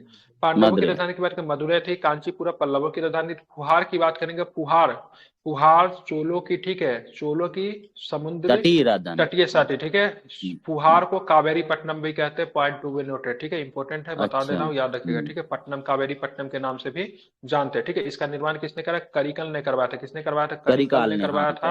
और करिकल जो था सबसे करिकल की बात करेंगे ना, ठीक है, बहुत ही शक्तिशाली शासक हुआ करता था, ठीक है। बात करेंगे चोल शासक था, ठीक है। पल्लव राजा नरसिंह वर्मन प्रथम ने चालुक्य शासक पुलकेशिन द्वितीय को पराजित करके बतापी कोट की उपाधि धारण की, ठीक है। नरसिंह वर्मन प्रथम ने, ठीक है, किसे पराजित किया था? पुलकेशिन द्वितीय को पराजित किया था, जो कि हर्ष को पराजित किया था, ठीक है। तो हर्ष के शासनकाल में हर्षवर्धन आया था, हर्ष के शासनकाल में हर्षवर्धन आया था। तो हर्ष के शासनकाल के होते पुलकेशिन द्वितीय के शासनकाल में गया। देख रहे हैं पुलकेशिन द्वितीय से नरसिंह वर्मन के भी बर्मन डायनेस्टी, ठीक है, चालुक्य और हर्ष तीनों के शासनकाल में जाने वाला जो था आपका क्या था, क्या नाम था इसका? हर्षवर्धन था, ठीक है, हर्षवर्धन। तमिलनाडु में शोर मंदिर आपको जो देखते हैं, इसका निर्माण भी नरसिंह वर्मन द्वितीय ने करवाया था। तमिलनाडु के शोर मंदिर का निर्माण किसने करा? नरसिंह वर्मन द्वितीय ने करवाया था, ठीक है। नरसिंह वर्मन प्रथम के बाद मतलब शासक। बतापी कोट की उपाधि किसने धारण किया था? तो बतापी कोट का उपाधि धारण किया था किसने? तो पुलकेशिन, सॉरी, नरसिंह वर्मन प्रथम। बतापी क्या था? बतापी क्या था? चालुक्य की राजधानी थी। चालुक्य की राजधानी क्या थी? बतापी थी, ठीक है। कोंड का मतलब क्या होता है? जीतना होता है, ठीक है। तो किसी भी शासक को जब जीतते हैं ना, जो उसको पराजित करते थे, तो उसके राजधानी के नाम में कुंड लगा के लोग उपाधि धारण करते थे। तो बतापी को जीतने वाला बतापी कुंड। बतापी को किसने जीता? जो कि बतापी के शासक को पराजित किया, डेट मीन नरसिंह वर्मन प्रथम, ठीक है। तो इसको भी आप लोग ध्यान में रखेंगे। ऐसे वो नहीं था सर, एक था महाबली चोरपुरम, महाबली चोरपुरम नहीं था, उसको बोले राजेंद्र प्रथम ने गंगाई कोंड की उपाधि धारण की थी, ठीक है। तो गंगाई कोंडपुरम की उपाधि इसलिए गंगा को जीतने वाला। गंगा कहाँ थी? बंगाल में थी। तो बंगाल के शासक को जो पराजित करके आया, ठीक है, इसने गंगा को जीतने का उपाधि धारण करवाया था राजेंद्र प्रथम ने। और गंगाई कोंड चोलपुरम अपना, ठीक है, राजधानी से थोड़ा से दूर पे एक शहर भी बसाया था, ठीक है, ध्यान रखेंगे। राजेंद्र प्रथम ने, ठीक है। तो बंगाल विजयी करने का श्रेय, ठीक है, राजेंद्र प्रथम को श्रेय जाता है, जिसको गंगाई कोंड चोलपुरम राजधानी बसाया था, ठीक है। चलिए दक्षिण भारत पढ़ा देंगे। दक्षिण भारत तो कोई पढ़ना नहीं चाहिए, बहुत डाउट्स होता है, लेकिन मुझे बहुत मजा आता है, ठीक है। पढ़ेंगे तो मैं एक बार पढ़ा दूंगा आप लोग को संपूर्ण दक्षिण भारत। बिल्कुल याद नहीं होता सर, वो बहुत ज्यादा दिक्कत करता है। हाँ, दिक्कत तो करता है। डैश में स्थित गणेश रथ मंदिर सबसे बेहतरीन एकाश्मक मंदिरों में से एक है, तो ध्यान रखें, महाबलीपुरम में। कहाँ पे? महाबलीपुरम की बात करें, ठीक है। पल्लव वंश द्वारा द्रविड़ शैली में निर्मित गणेश रथ मंदिर महाबलीपुरम में स्थित है। गणेश रथ मंदिर एकाश्मक मंदिर का एक उदाहरण है। महाबलीपुरम में रथ मंदिरों की संख्या की बात करें 8 है, ठीक है। और ये 8 कैरेक्टर के नाम की बात करेंगे, महाभारत के कैरेक्टर के नाम पे रखा गया, हालांकि महाभारत से इनका कोई भी संबंध नहीं है। सबसे छोटा वाला जो रथ मंदिर है उनका नाम द्रौपदी रखा गया, जो सबसे बड़ा जो है उनका नाम क्या रखा हुआ है? तो उनका नाम है युधिष्ठिर रथ जो है सबसे बड़ा है, ठीक है, ध्यान में रखेंगे। और बात करें द्रौपदी वाला जो है क्या है, ध्यान में रखेंगे, सबसे छोटा है। पांडव के नाम से था, ठीक है, तो एक छठा वाला भी हो जाता है, ठीक है, जो कि द्रौपदी जी के नाम से था। और भी कुछ नाम रखा गया, उसमें से एक जो है गणेश रथ मंदिर है, एक जो है एकाश्मक गणेश रथ मंदिर है, एक भी और होगा, ठीक है। जिसे महाभारत का 6 कैरेक्टर हो जाता है, 5 पांडव, एक द्रौपदी, ठीक है, एक गणेश रथ मंदिर छठा हो जाता है, एक भी और भी किसी चीज का नाम से, टोटल 8 है, ठीक है। जिसमें सबसे छोटा जो द्रौपदी जी के नाम से और सबसे बड़ा जो है युधिष्ठिर जी के नाम से, ठीक है। इसका निर्माण किसने करवाया था? नरसिंह वर्मन प्रथम ने इसका निर्माण करवाया था। महाबलीपुरम के स्मारकों को, ठीक है, वर्ष 1984 में यूनेस्को के विश्व धरोहर में क्या किया गया? शामिल किया गया, ठीक है, ध्यान में रखेंगे। चलिए, किस मंदिर को ब्लैक पगोडा के मंदिर के नाम से भी जानते हैं? सूर्य मंदिर कोणार्क को, ठीक है, सूर्य मंदिर कोणार्क को, ठीक है। महाबलीपुरम वाला का निर्माण किसने करवाया था? नरसिंह वर्मन प्रथम ने। दिक्कत होता है, ध्यान रखें, नरसिंह वर्मन प्रथम ने महाबलीपुरम, ठीक है। अगर पूछेगा शोर मंदिर की बात करेंगे, तमिलनाडु में शोर मंदिर तो नरसिंह वर्मन, ठीक है, इससे बहुत कंफ्यूजन होता है, ठीक है। अब आते हैं सूर्य मंदिर कोणार्क का निर्माण करवाया गया, इसको नरसिंह देव ने करवाया था, ठीक है, ध्यान रखिए, बर्मन तर्मन नहीं आएगा। नरसिंह देव जो था गुजरात का शासक था, कहाँ का शासक था? गुजरात का शासक था, गंग वंश का शासक था। तो यहाँ पे गलती कर देते हैं लोग, बर्मन मार के चले आते हैं, क्योंकि कोणार्क मंदिर से बर्मन डायनेस्टी का कोई लेना देना है। बर्मन डायनेस्टी टोटली मतलब साउथ में था, ठीक है। ये कौन थे? गंग वंश के शासक थे, नरसिंह देव प्रथम ने। इन्होंने कोणार्क में सूर्य मंदिर, जिसको ब्लैक पगोडा का मंदिर के नाम से भी जानते हैं, उनका भी निर्माण इन्होंने करवाया था। नरसिंह देव है ये, ठीक है, ध्यान में रखेंगे। और एक सर व्हाइट पेगोडा कहते हैं ना, एक व्हाइट पेगोडा, व्हाइट पेगोडा, हाँ, मतलब जगन्नाथपुरी के मंदिरों को व्हाइट पेगोडा कहते हैं शायद। नहीं पता मुझे। मैं एक देख बार लेता देख हूँ अभी लीजिए एक बार फिर हाँ आप देख लेता कंफर्म हूँ, ठीक करके है। बता। वर्ष 1984 में कोणार्क सूर्य मंदिर के यूनेस्को के विश्व धरोहर में घोषित किया गया मंदिर ओडिशा राज्य के पुरी जिले में स्थित है। कहाँ पे है? ओडिशा के पुरी जिले में, ठीक है। पुरी में ही आपको जगन्नाथ पुरी जी का भी आपको मंदिर आपको देखने को मिलेगा, ठीक है। आप लोग इसे याद रखें, इंपॉर्टेंट रहेगा, ठीक है। समझ गए? आगे चल, निम्न से पल्लवों की राजधानी की बात की, कौन था? कांचीपुरम जो था पल्लवों की राजधानी थी। पल्लव वंश की स्थापना सिंह विष्णु ने की थी, ठीक है, ध्यान में रखेंगे। कहीं को बप देव भी देगा, लेकिन आप लोग सिंह विष्णु ही मारिएगा, ठीक है। अगर नहीं रहेगा तो बप देव मार सकते हैं। सॉरी सॉरी, पल्लव का सिंह विष्णु पहलव होगा, ठीक है। क्या होगा? पहलव, ठीक है। पहलव का क्या हो जाएगा? बप देव, ठीक है। ये पल्लव है, ठीक है, ध्यान रखें। पल्लव और पहलव में कंफ्यूज मत होगा। पहलव पूछेगा बपदेव, पल्लव पूछेगा सिंह विष्णु। इस वंश का अंतिम शासक की बात की, अपराजिता बर्मन था। कांचीपुर का कैलाशनाथ मंदिर का पल्लव साम्राज्य का उत्कृष्ट मंदिर माना जाता है, उत्कृष्ट रचना माना जाता है कैलाशनाथ मंदिर, ठीक है। तो कैलाशनाथ मंदिर आपको कहाँ पर मिलेगा? कांचीपुरम में मिलेगा, ठीक है। इस मंदिर का निर्माण नरसिंह वर्मन द्वितीय ने करवाया था। किसने करवाया? कांचीपुरम मंदिर का निर्माण नरसिंह वर्मन द्वितीय ने करवाया था, ठीक है, ध्यान रखेंगे, ठीक है। और सौर मंदिर का निर्माण किसने करवाया था? तो ये भी नरसिंह वर्मन प्रथम द्वितीय ने, ने करवाया था। हाँ सौर नरसिंह मंदिर सौर का मंदिर द्वितीय ने कराया था, सौर हाँ मंदिर द्वितीय, ठीक है, ध्यान रखें। सौर मंदिर किसने करवाया था? द्वितीय ने करवाया था, ठीक द्वितीय है। ने। यहाँ पे अगर पूछेंगे ना पल्लव महाबलीपुरम का स्मारक का निर्माण किसने करवाया था? ठीक है, तब वो तो कौन सा प्रथम हो ने। गया? हाँ, तब प्रथम हो जाता है, ठीक है। तो यहाँ पे ध्यान में रखिएगा सौर मंदिर, ठीक है, नरसिंह वर्मन द्वितीय। और साथ में आपको क्या ध्यान में रखें? कैलाशनाथ मंदिर, ये भी नरसिंह वर्मन द्वितीय ने दोनों का निर्माण करवाया था, ठीक है, ध्यान में रखेंगे। और लास्ट क्वेश्चन व्हाइट आज के, कदम पगोड़ा सर राजवंश। उसको कहते हैं सर, ये उसी को कहते हैं जो मैं बताया था ना, जगन्नाथ का पुरी मंदिर, क्योंकि जगन्नाथ मंदिर उसको को व्हाइट व्हाइट पैगोडा। पगोड़ा, हाँ इसीलिए अच्छा, कहते हैं क्योंकि ना वो उसके रंग के आधार पर व्हाइट है वो, इसलिए उसको व्हाइट पगोड़ा बिल्कुल कहते बिल्कुल बिल्कुल, हाँ हैं। व्हाइट है, ठीक है। कवंद राजवंश आधुनिक समय के डैश का एक प्राचीन था, तो ध्यान रखिए कहाँ पे? कर्नाटक में रूल करता, ठीक है। लेकिन कदम राजवंश का अभी गोवा में भी आपको कुछ स्मारक वगैरह देखने को मिले, ठीक है, शिलालेख मिले, ठीक है। अभी चर्चा में था, कदम गोवा में मिला है, ठीक है। कदम राजवंश आधुनिक समय के कर्नाटक के प्राचीन शाही राजवंश था।